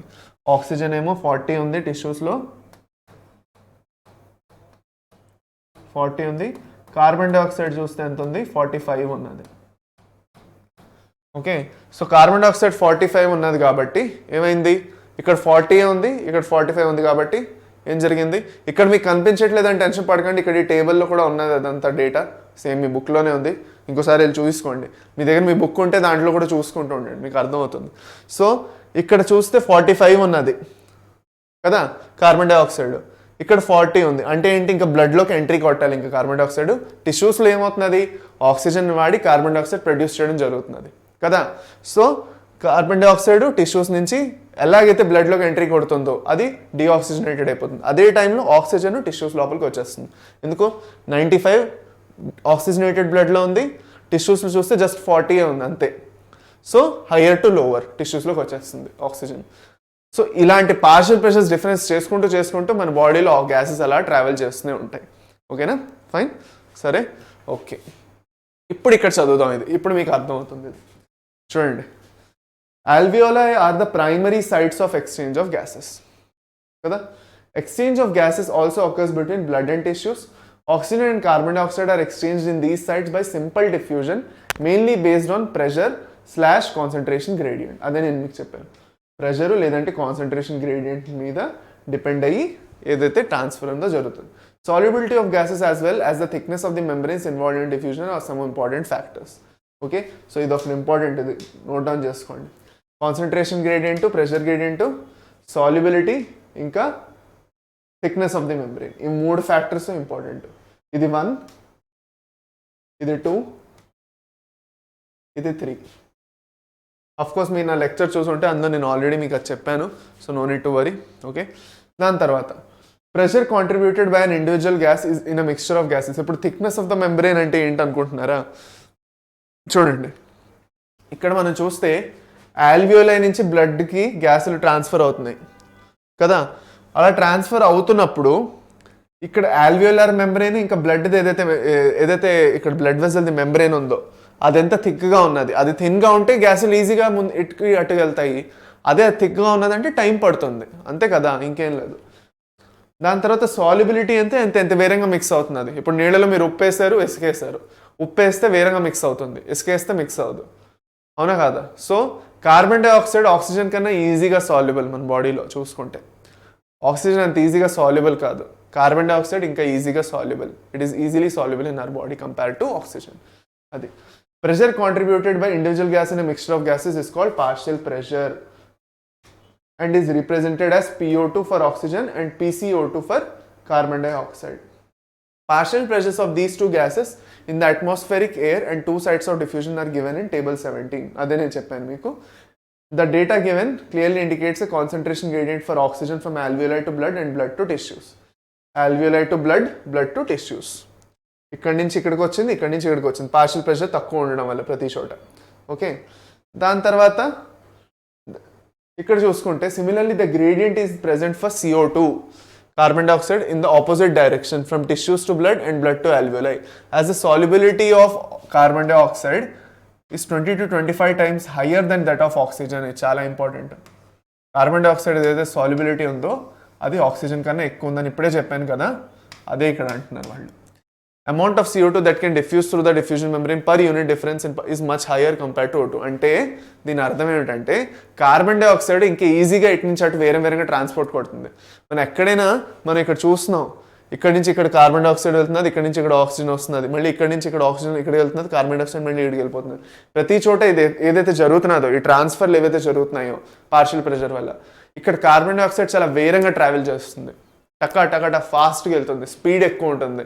ఎందుకంటే కార్బన్ డైఆక్సైడ్ ఈజీగా మారిపోతుంది జాగాలు, ఆక్సిజన్కి కొంచెం స్లోగా టైం పడుతుంది అనమాట.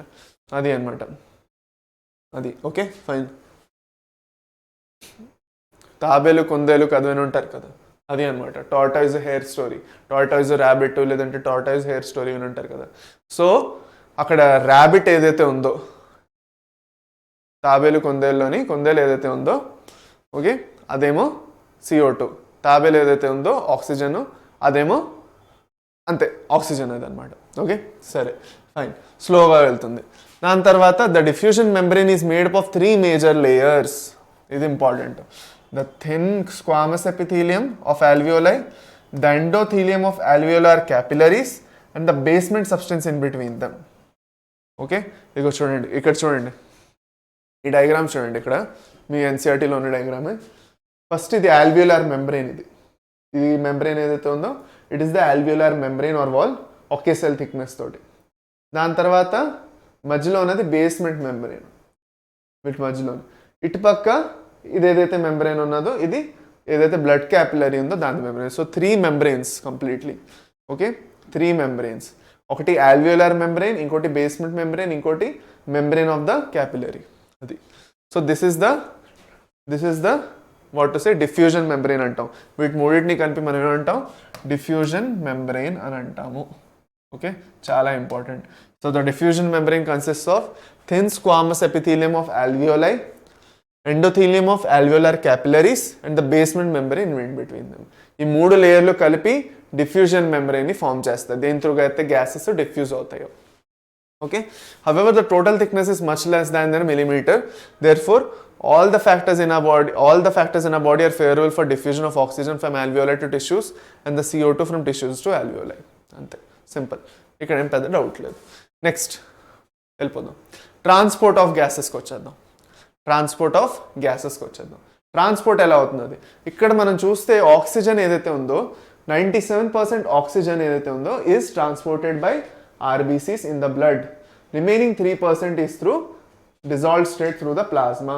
అంటే ఆక్సిజన్ది చూస్తే 2 రకాలుగా ఆక్సిజన్ వెళ్తే 97% RBCs అంటే హిమోగ్లోబిన్ అంటే దానికి చాలా ఇష్టం కదా, తెలీదా మీకు? RBCsకి హిమోగ్లోబిన్ అంటేనే చాలా ఇష్టం, ప్లాస్మా అంత నచ్చదు అనమాట. హీమోగ్లోబిన్. ఓకే, మిగతాది ఏదైతే ఉందో అది ప్లాస్మా.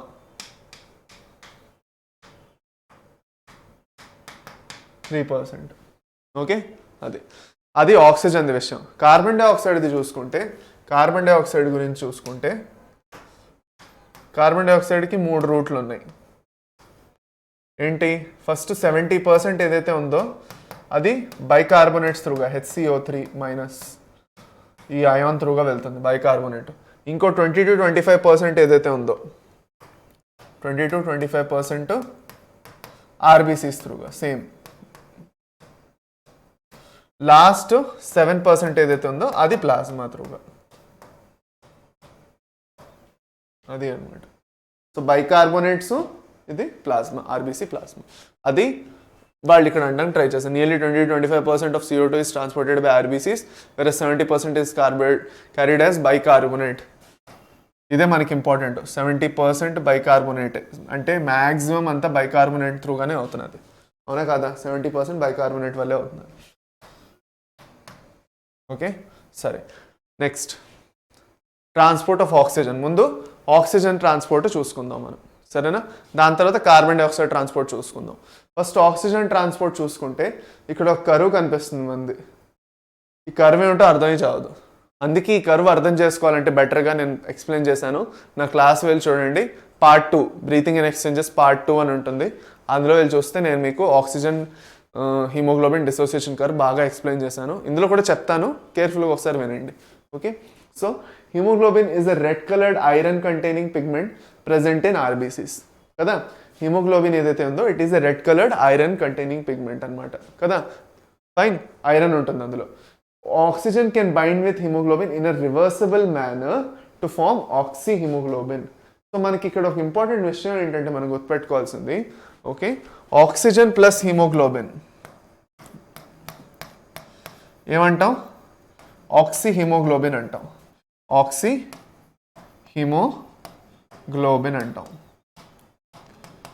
ఫైన్. అదే కార్బన్ డైఆక్సైడ్ ఇంకా హీమోగ్లోబిన్ ఏంటాం? కార్బాక్సీ హీమోగ్లోబిన్ కదా సార్ అని అంటారు కదా. కాదు, కార్బ్ అమీనో హీమోగ్లోబిన్ అంటాం. Carbaminohaemoglobin. అది గుర్తుపెట్టుకోండి. కార్బాక్సీ హీమోగ్లోబిన్ అంటే కార్బన్ మోనాక్సైడ్తో ఏదైతే ఫామ్ అవుతుందో దాన్ని కార్బాక్సీ హీమోగ్లోబిన్ అంటాం మనం. ఓకే, సరే. నెక్స్ట్ ఇప్పుడు చూడండి కేర్ఫుల్గా. Each haemoglobin molecule can carry 4 molecules of oxygen. ఇది చాలా ఇంపార్టెంట్. ఇది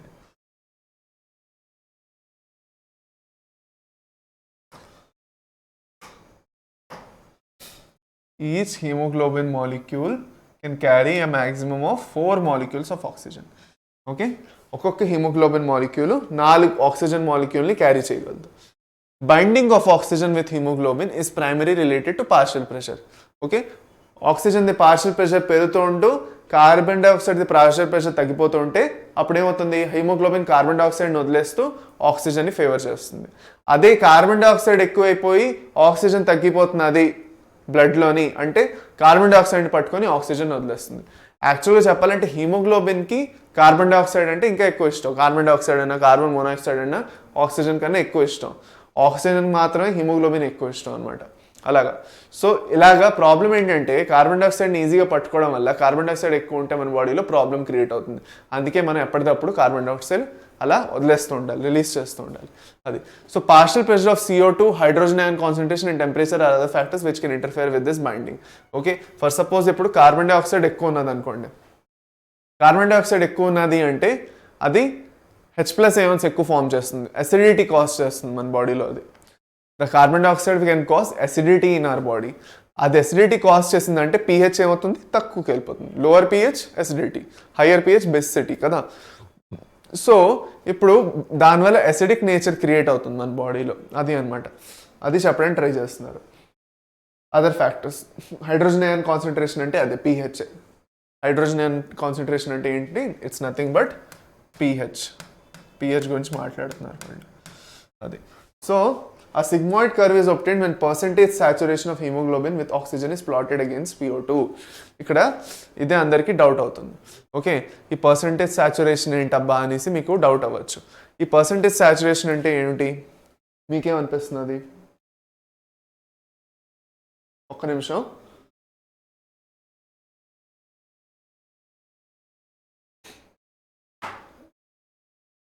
ఈ పర్సంటేజ్ సాచురేషన్ అంటే ఏమిటి?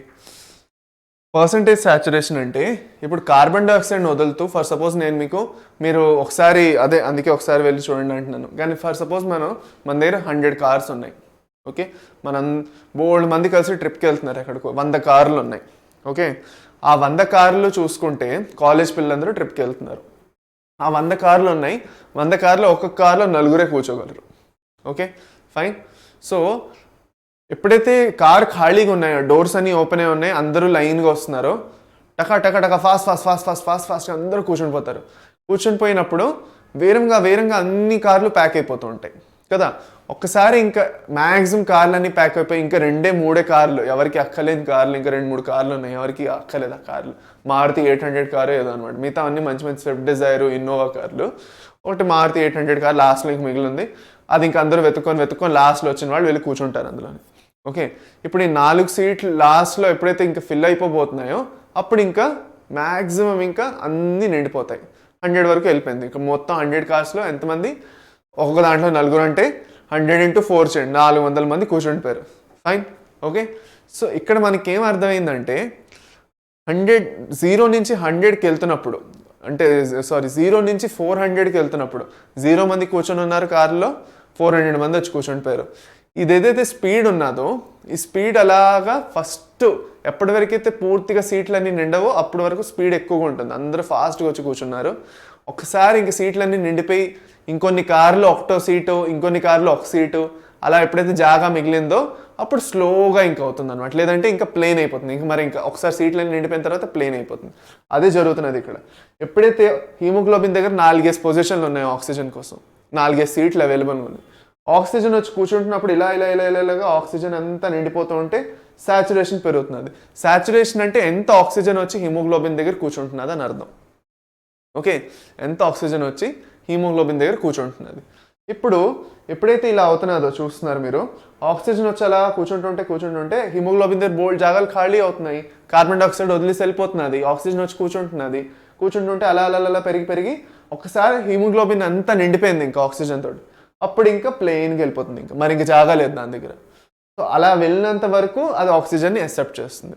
సో ఈ ఆక్సిజన్ది హీమోగ్లోబిన్ ఏదైతే రిలేషన్షిప్ ఉందో దీన్ని ఆక్సిజన్ హీమోగ్లోబిన్ డిసోసియేషన్ కర్వ్ త్రూగా చూపించడానికి ట్రై చేస్తారు. Okay fine. చూడండి ఇక్కడ this curve is called the oxygen haemoglobin dissociation curve.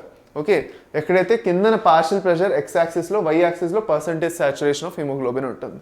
Okay, ఇక్కడ చూసుకుంటే this curve is called and is highly useful in studying the effect of factors like PCO2, hydrogen ion concentration, or binding of oxygen with hemoglobin. In the alveoli where there is high PO2, alveoli లో PO2 ఎక్కువ ఉన్నది. Okay, alveoli లో PO2 ఎక్కువ ఉన్నది అంటే, oxygen ఎక్కువ ఉన్నది అంటే ఏమవుతుంది చెప్పండి? కార్బన్ డైఆక్సైడ్ తక్కువ ఉంటుంది. సో హీమోగ్లోబిన్ వేరంగా ఆక్సిజన్ని పట్టుకోవడానికి ట్రై చేస్తుంది. అప్పుడు ఏం జరుగుతుందంటే ఇక్కడ ఒకటి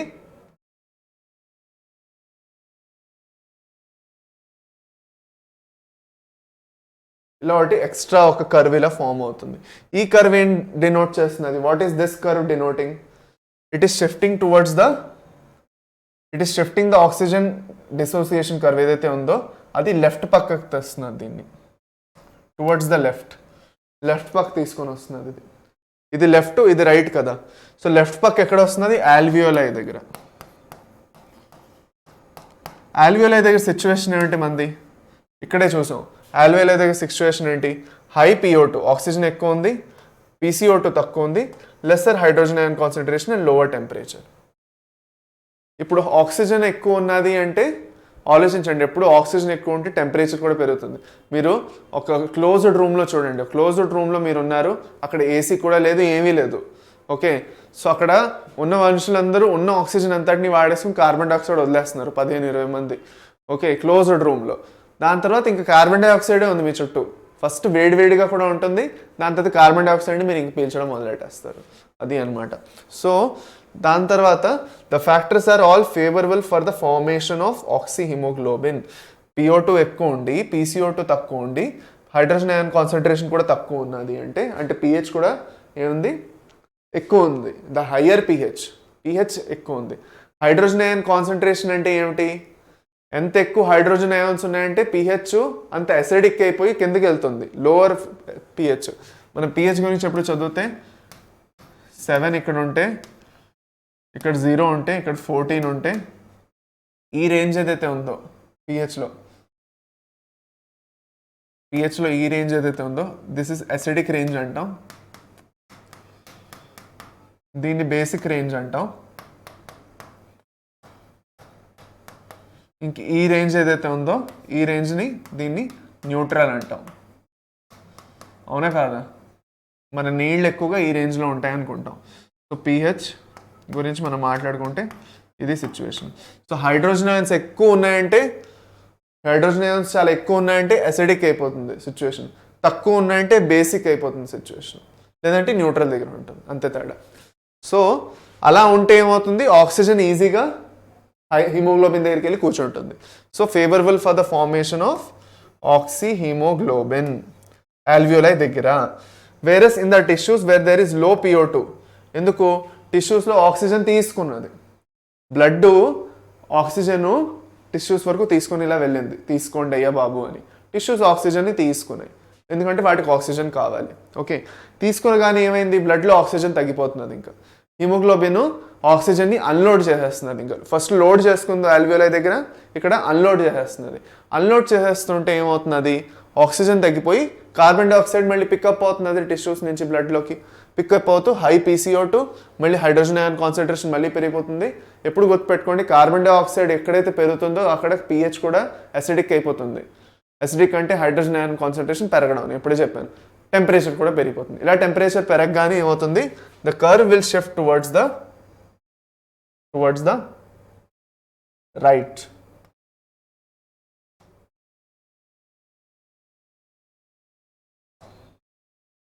ఇక్కడ రైట్ పక్క కర్వ్ షిఫ్ట్ అయింది. ఎక్కడ, అట్ ద పొజిషన్ ఆఫ్ ఏంటిది, ఇది ఆల్వియోలై, ఇది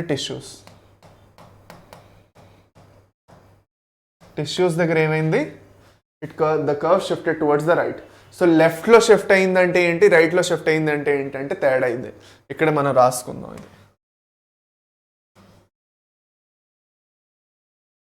ఓకే, కర్వ్ లెఫ్ట్లో షిఫ్ట్ అయిందంటే అది ఆల్వియోలై దగ్గర ఉన్నదని అర్థం. ఓకే, అంటే అక్కడ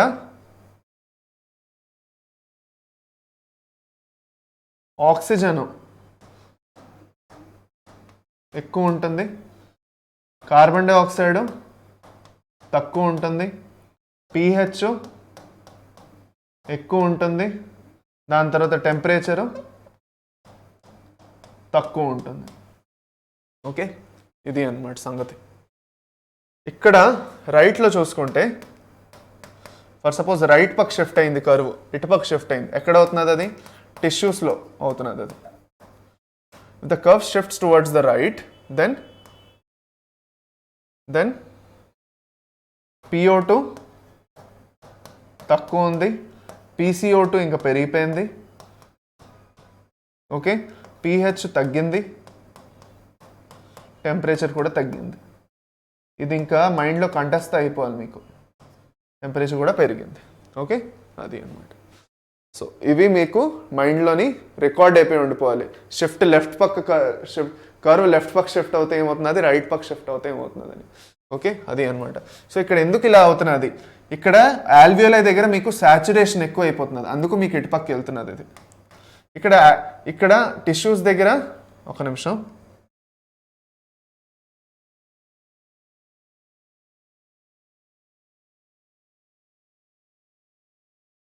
టిష్యూస్ ఇక్కడ ఆల్వియోలై దగ్గర ఏమవుతున్నది, ఇది ఇంక్రీజ్ అవుతున్నది సాచురేషన్, అంటే హిమోగ్లోబిన్ ఇంకా బాగా పట్టుకుంటున్నది కాబట్టి ఇక్కడ వెళ్ళింది. ఇక్కడ టిష్యూస్ దగ్గర వదులుతున్నది కాబట్టి కింద పక్క వెళ్ళిపోతుంది, ఇంకేమీ లేదు. అర్థమైందా, అంతే తేడా. ఓకే, అది. సో ఈ డిఫరెన్స్ దానివల్లే వస్తుంది మీకు. ఫైన్, సరే నెక్స్ట్కి వెళ్ళిపోదాం. ఇది ఆక్సిజన్ది హిమోగ్లోబిన్ది సిచ్యువేషన్. ఓకే, సరే. This clearly indicates that the oxygen gets bound to hemoglobin in the lung surface and gets dissociated in the tissues. Every 100 ml of oxygenated blood can deliver around 5 ml of oxygen to tissues, okay, under normal physiological conditions. ఇది చాలా important ఈ sentence. అంటే ప్రతి 100 ml blood ఏదైతే ఉందో 100 milliliter రక్తం ప్రతిసారి 5 milliliter ఆక్సిజన్ని deliver చేయగలదు టిష్యూస్ని. సో మన బాడీలో 5 liters బ్లడ్ ఉందంటే దాంట్లో మీరు క్యాలిక్యులేట్ చేసుకుంటూ ఉండొచ్చు. ఆ బ్లడ్ ఒక పక్క ఆక్సిజనేటెడ్ డిఆక్సిజనేటెడ్ రెండు ఉన్నది. సో ప్రతి 100 ml బ్లడ్ 5 ml ఆక్సిజన్ని ఏం చేస్తున్నది, డెలివర్ చేస్తున్నది టిష్యూస్కి. ఓకే, అది అన్నమాట. Next, transport of carbon dioxide. Carbon dioxide ఎలా ట్రాన్స్పోర్ట్ అవుతున్నది అయితే, carbon dioxide is carried by haemoglobin as carbamino haemoglobin నేను చెప్పాను. ఓకే, 20 to 25% అది. ఓకే, దాంతో this binding related to partial pressure PO2 is major factor which would affect this binding. Same when PCO2 is high and PO2 is low, more binding of carbon dioxide occurs. టిష్యూస్లో oxygen తీసుకోవడం carbon డైఆక్సైడ్ని మళ్ళీ ఇచ్చడం జరుగుతుంది బ్లడ్కి. అప్పుడు ఏమవుతుంది, carbon dioxide వెళ్ళి haemoglobin ఈజీగా పట్టుకుంటుంది అంటున్నారు, అంతే. So dissociation of carbon dioxide from carbamino hemoglobin takes place in alveoli. Alveoli చూస్తే ఏమో జరుగుతుంది, కార్బన్ డైఆక్సైడ్ వదిలేయాలి, హీమోగ్లోబిన్ వదిలేసి ఆల్వియోలైలోకి వెళ్ళిపోయి బయటికి వెళ్ళిపోవాలి. అప్పుడు అది హీమోగ్లోబిన్ వదిలేస్తుంది. అప్పుడు ఆక్సిజన్ వెళ్ళి హీమోగ్లోబిన్ పట్టుకుంటుంది. Carbon dioxide which is bound to haemoglobin from the tissues is delivered at the alveoli. Correct అయింది. RBCs contain a very high concentration of enzyme carbonic anhydrase and minute quantities of same present in plasma. This enzyme facilitates following reaction in both directions. Okay, చూడండి ఇదంతా ఏదైతే reaction అవుతుందో CO2 plus H2O నుంచి H2CO3 form అయ్యి H2CO3 నుంచి HCO3 minus H and H+ form అవ్వాలంటే ఇదంతా carbonic ఎన్హైడ్రేస్ అనే ఎంజైమ్ వల్ల జరుగుతున్నది. ఈ ప్రాసెస్ని అర్థం చేసుకోవడానికి నేను మీకు ఎన్సీఆర్ మీరు ఆల్రెడీ నా లాస్ట్ లెక్చర్ కావాలంటే ఒకసారి వెళ్ళి చూసుకోవచ్చు. పార్ట్ 2 లెక్చర్లో నేను క్లియర్గా ఎక్స్ప్లెయిన్ చేశాను. అది కాకుండా ఇక్కడ కూడా ఒకసారి నేను మీకు ఎక్స్ప్లెయిన్ చేసేస్తాను ఏం జరుగుతున్నది ఇక్కడ. ఓకే, ఫస్ట్ ఒకసారి చదివేసుకుందామా. At the tissue site where partial pressure of CO2 is high due to catabolism, carbon dioxide diffuses into blood and forms HCO3 minus and H+. ఇప్పుడు టిష్యూస్ దగ్గర చూసుకుందాం. టిష్యూస్ దగ్గర ఏం జరుగుతున్నది,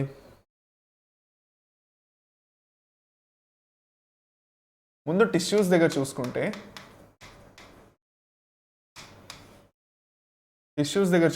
ఏం జరుగుతున్నది, మన సెల్స్ ఏవైతే టిష్యూస్ ఏవైతే ఉన్నాయో అక్కడి నుంచి ఏమవ్వాలి, అక్కడ నుంచి కార్బన్ డైఆక్సైడ్ RBC లోపలికి వస్తుంది.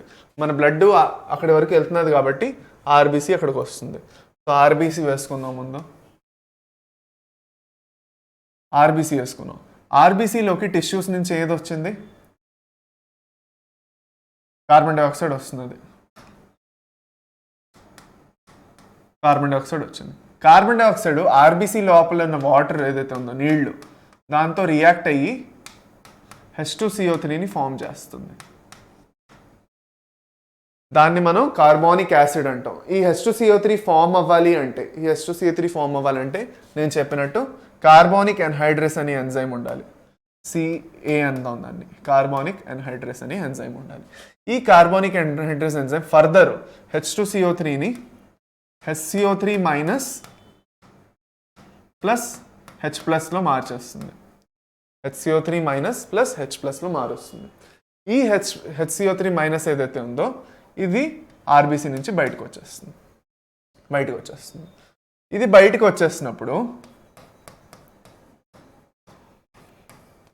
వచ్చినప్పుడు దీనికి అగేన్స్ట్గా క్లోరైడ్ అయాన్ ఏదైతే ఉందో అది లోపలికి వెళ్తుంది.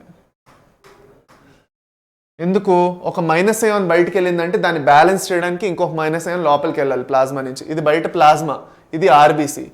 ఓకే, ఇది టిష్యూస్ అయితే ఇది RBC,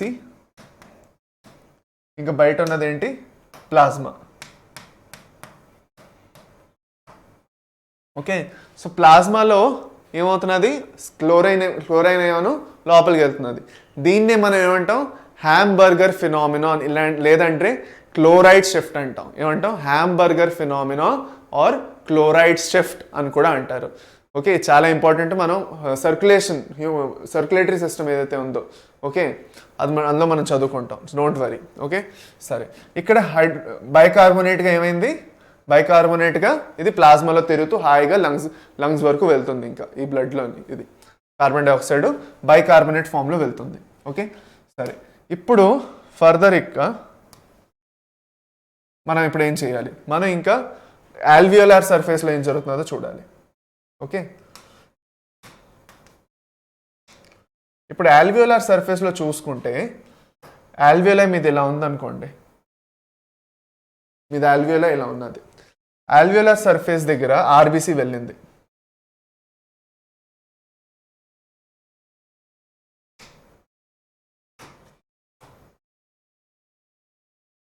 ఆర్బీసీ అనేది ఆల్వియోలార్ సర్ఫేస్ వరకు వెళ్ళిందా? వెళ్ళిన తర్వాత ప్లాస్మా కూడా దాంతోపాటు వెళ్తున్నదా? బ్లడ్లోని ఆర్బీసీ ప్లాస్మా రెండు ఉన్నాయి, ప్లాస్మా కూడా దాంతోపాటు వెళ్తున్నది. వెళ్తున్నప్పుడు బయట ఉన్న కార్బన్ డైఆక్సైడ్ ఏదైతే కార్బోనిక్ అన్హైడ్రేస్ ఉన్నదో HCO3 అది ఇంకా ఎంట్రీ కొడుతుంది ఇక్కడ. ఇది ఏదైతే తిరుగుతున్నదో బయట ప్లాస్మాలోకి అది లోపలికి ఎంట్రీ కొడుతుంది. కొట్టి HCO3 మైనస్ ఇంకా H+తో కలిసి అదేం ఫామ్ చేస్తుంది? It will form H2CO3. మళ్ళీ H2CO3 ఫామ్ చేస్తుంది. H2CO3 అనేది మళ్ళీ ఫామ్ అవుతుంది. క్లియర్గా కనిపించలేదు కదా ఇక్కడ? ఒక్క నిమిషం.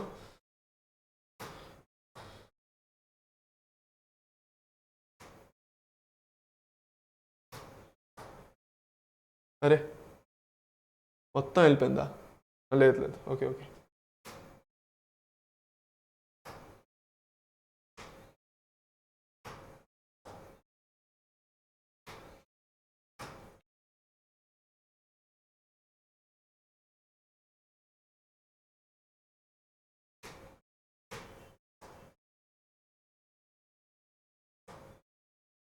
ఇప్పుడు ఈ HCO3 ఏంటన్నా నేను లోపలికి వచ్చింది కదా? లోపలికి వచ్చిన తర్వాత HCO3 H+తో కలిసి ఏం ఫామ్ చేసింది? H2CO3ని ఫామ్ చేసింది. H2CO3 ఫర్దర్ మళ్ళీ అన్ని చోట్ల కార్బోనిక్ అన్హైడ్రేస్ ఎంజైమ్ యూజ్ అవుతున్నది. ఓకే, H2CO3 ఏం ఫామ్ చేస్తుంది? H2CO3 వచ్చేసి CO2 ప్లస్ H2 అని ఫామ్ చేస్తుంది.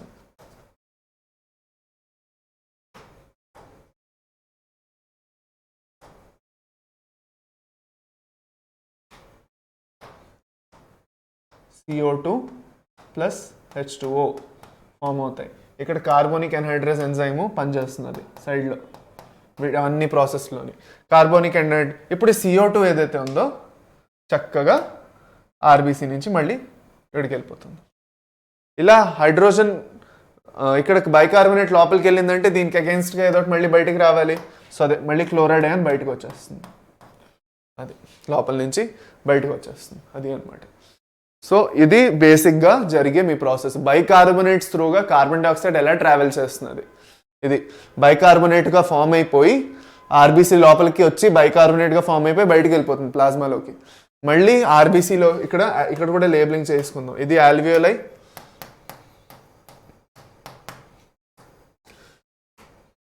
ఇది ఆర్బీసీ, కింద ఉన్నది ప్లాస్మా.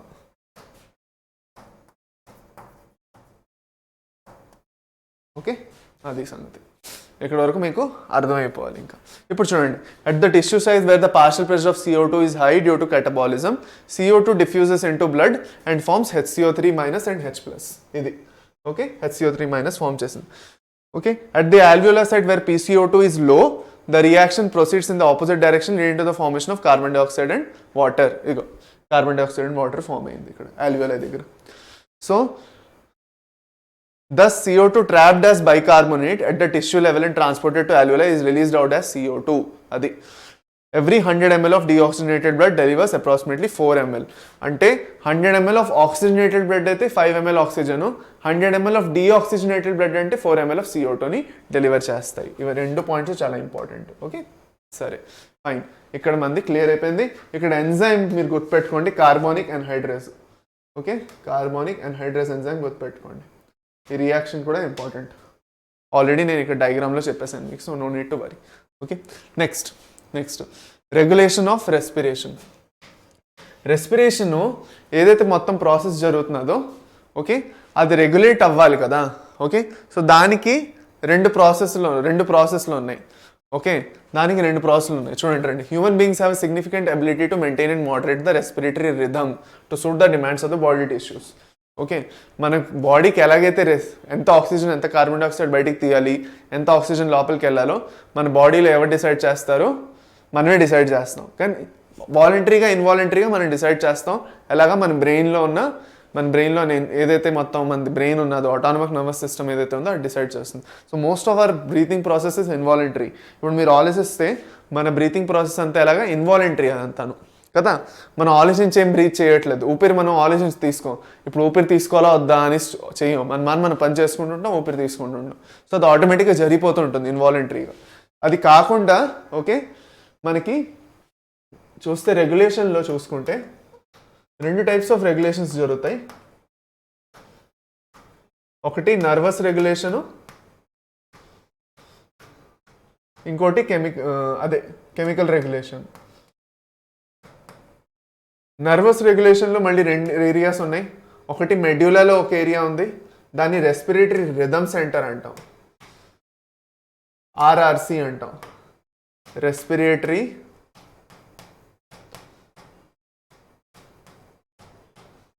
Rhythm centre. అదే ఇంకోటి చూస్తే న్యూమోటాక్సిక్ సెంటర్ అంటాం.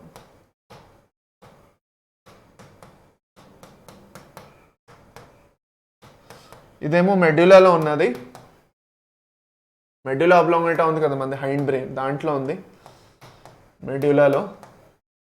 ఇదేమో పాన్స్లో ఉంది, ఇది కూడా హైండ్ బ్రెయిన్. రెండు హైండ్ బ్రెయిన్లోనే ఉన్నాయి.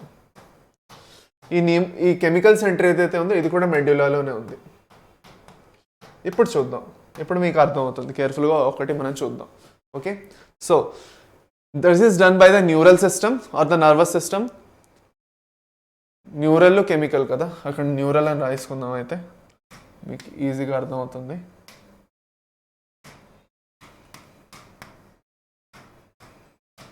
Okay, neural and chemical.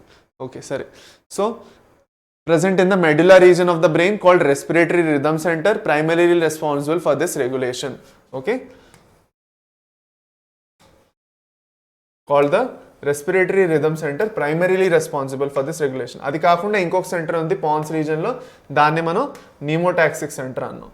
దీన్ని ఏమన్నా మనం న్యూమోటాక్సిక్ సెంటర్ అని కూడా అన్నాం దీన్ని. ఇప్పుడు అదే చదివాం, దీన్ని న్యూమోటాక్సిక్ సెంటర్. ఓకే, దాని తర్వాత next neural signal from this centre can reduce the duration of inspiration and thereby alter the respiratory rate. అంటే మనం ఎంత ఊపిరి తీసుకుంటున్నాం అంత అవసరం లేదంటే ఇన్స్పిరేషన్ రేటు, అంటే మనం ఊపిరి తీసుకునే రేటు వదలేదు కాదు, తీసుకునే రేట్ని కొంచెం తగ్గించవచ్చు. లేదు తక్కువ ఉందంటే దాన్ని పెంచవచ్చు కూడా. అంటే మన బాడీలో ఆక్సిజన్ తక్కువ ఉందంటే మన ఇన్స్పిరేషన్ రేట్ని ఆటోమేటిక్గా పెంచేస్తుంది. మన బాడీలో ఆక్సిజన్ తక్కువ ఉంది అంటే పెంచేస్తుంది, ఎక్కువ ఉందంటే తగ్గించేస్తుంది, రెండు చేస్తుంది. ఓకే, సో ఆ chemosensitive area situation adjacent to the rhythm centre. అక్కడే మెడ్యులాలోనే ఒక కీమోసెన్సిటివ్ ఏరియా కూడా ఉంది, అదేనే అన్నాను నేను. Which is highly sensitive to carbon dioxide and hydrogen ions. Okay, it is highly sensitive to carbon dioxide and hydrogen. అంటే carbon dioxide ఏదైతే ఉందో మన బాడీలో, ఇంకా హైడ్రోజన్ అయాన్స్ అంటే పిహెచ్, దాంతో సంబంధించిన పిహెచ్ ఏదైతే ఉందో. ఫర్ సపోజ్ మన బాడీలో కార్బన్ డైఆక్సైడ్ ఎక్కువ అయిపోతున్నది, దానివల్ల acidic అయిపోతున్నది.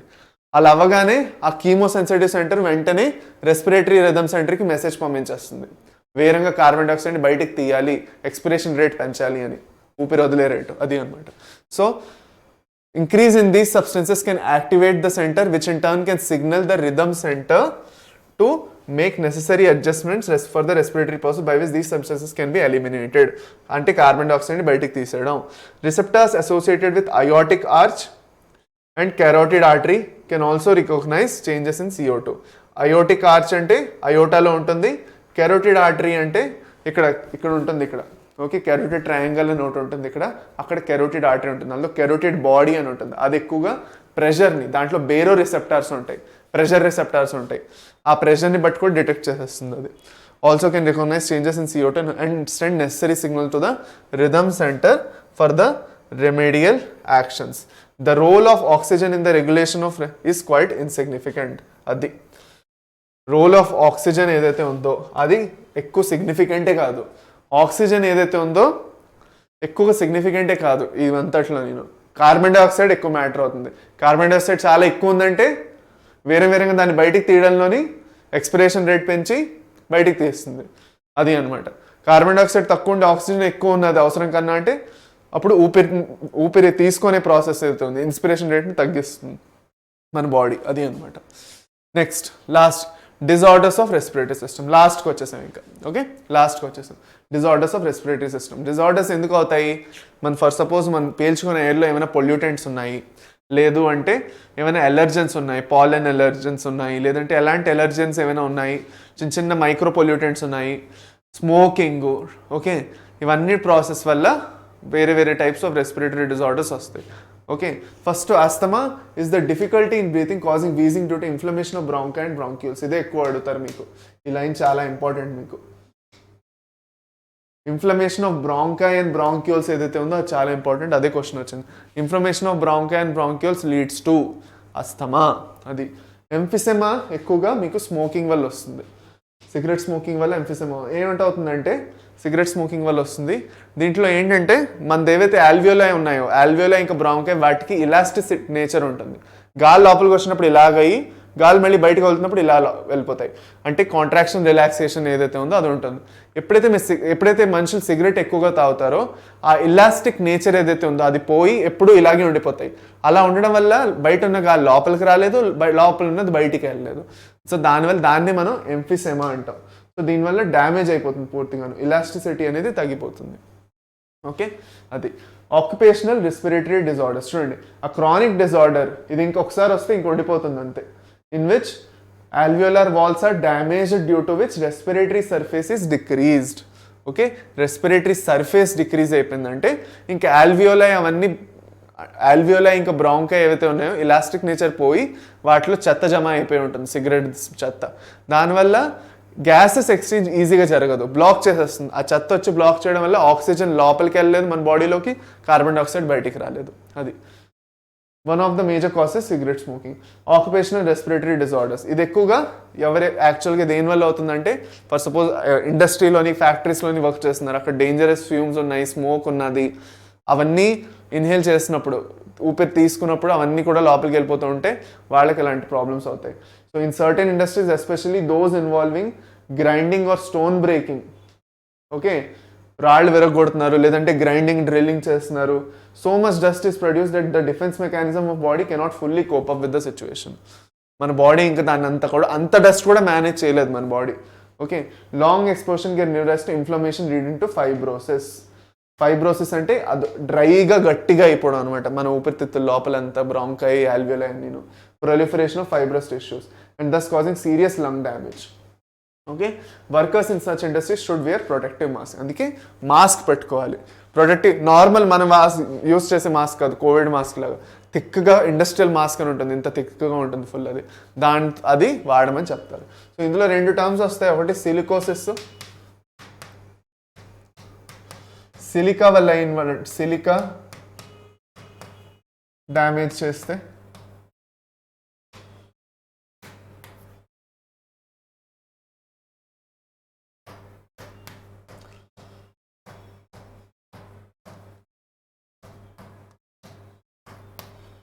Due to silica inhale చేయడం వల్ల అవుతుంది సిలికోసిస్. ఇంకోటి ఉంది ఆస్బెస్టాసిస్. ఇది ఆక్యుపేషనల్ డిజార్డర్స్లో వస్తాయి ఇవి రెండును. Okay, asbestosis damage due to asbestos ఎక్కువగా ఇన్హేల్ చేస్తే దానివల్ల కూడా జరుగుతుంది. 2 ఎలిమెంట్స్ సిలికా ఇంకా ఆస్బెస్టాస్. ఓకే, అది దీంతో ఎన్సీఆర్టీ లైన్ బై లైన్ మీది కంప్లీట్ అయిపోయింది. Okay, NCERT line by line కావాలన్నారు. ఈ చాప్టర్ లైన్ బై లైన్ పూర్తిగా మీకు కంప్లీట్ చేశాను. మీకు సెషన్ నిజంగా నచ్చింది, ఇలాంటి సెషన్స్ మీకు ఇంకా కావాలి అంటే కింద కమెంట్ సెక్షన్లో చెప్పడం మర్చిపోకండి. ఓకే, డెఫినెట్గా మెన్షన్ చేయండి. మీకు ఏమైనా నచ్చింది అంటే డెఫినెట్గా మెన్షన్ చేయండి. సెషన్ నచ్చితే లైక్ చేయండి. అండ్ నెక్స్ట్ క్లాస్లో మళ్ళీ కలుద్దాం. టెలిగ్రామ్ గ్రూప్ జాయిన్ అయిపోతే జాయిన్ అయిపోండి. అందులో నేను మీకు ఈ నోట్స్ అన్ని పంపించేస్తాను. ఓకే, ఇప్పుడు ఏదైతే అంతా రాసుకున్నాం. So thanks for coming to today's session students. Let's meet tomorrow again or next సెషన్లో మళ్ళీ కలుద్దాం. ఓకే, సరే, బాయ్ స్టూడెంట్స్, బాయ్ బాయ్.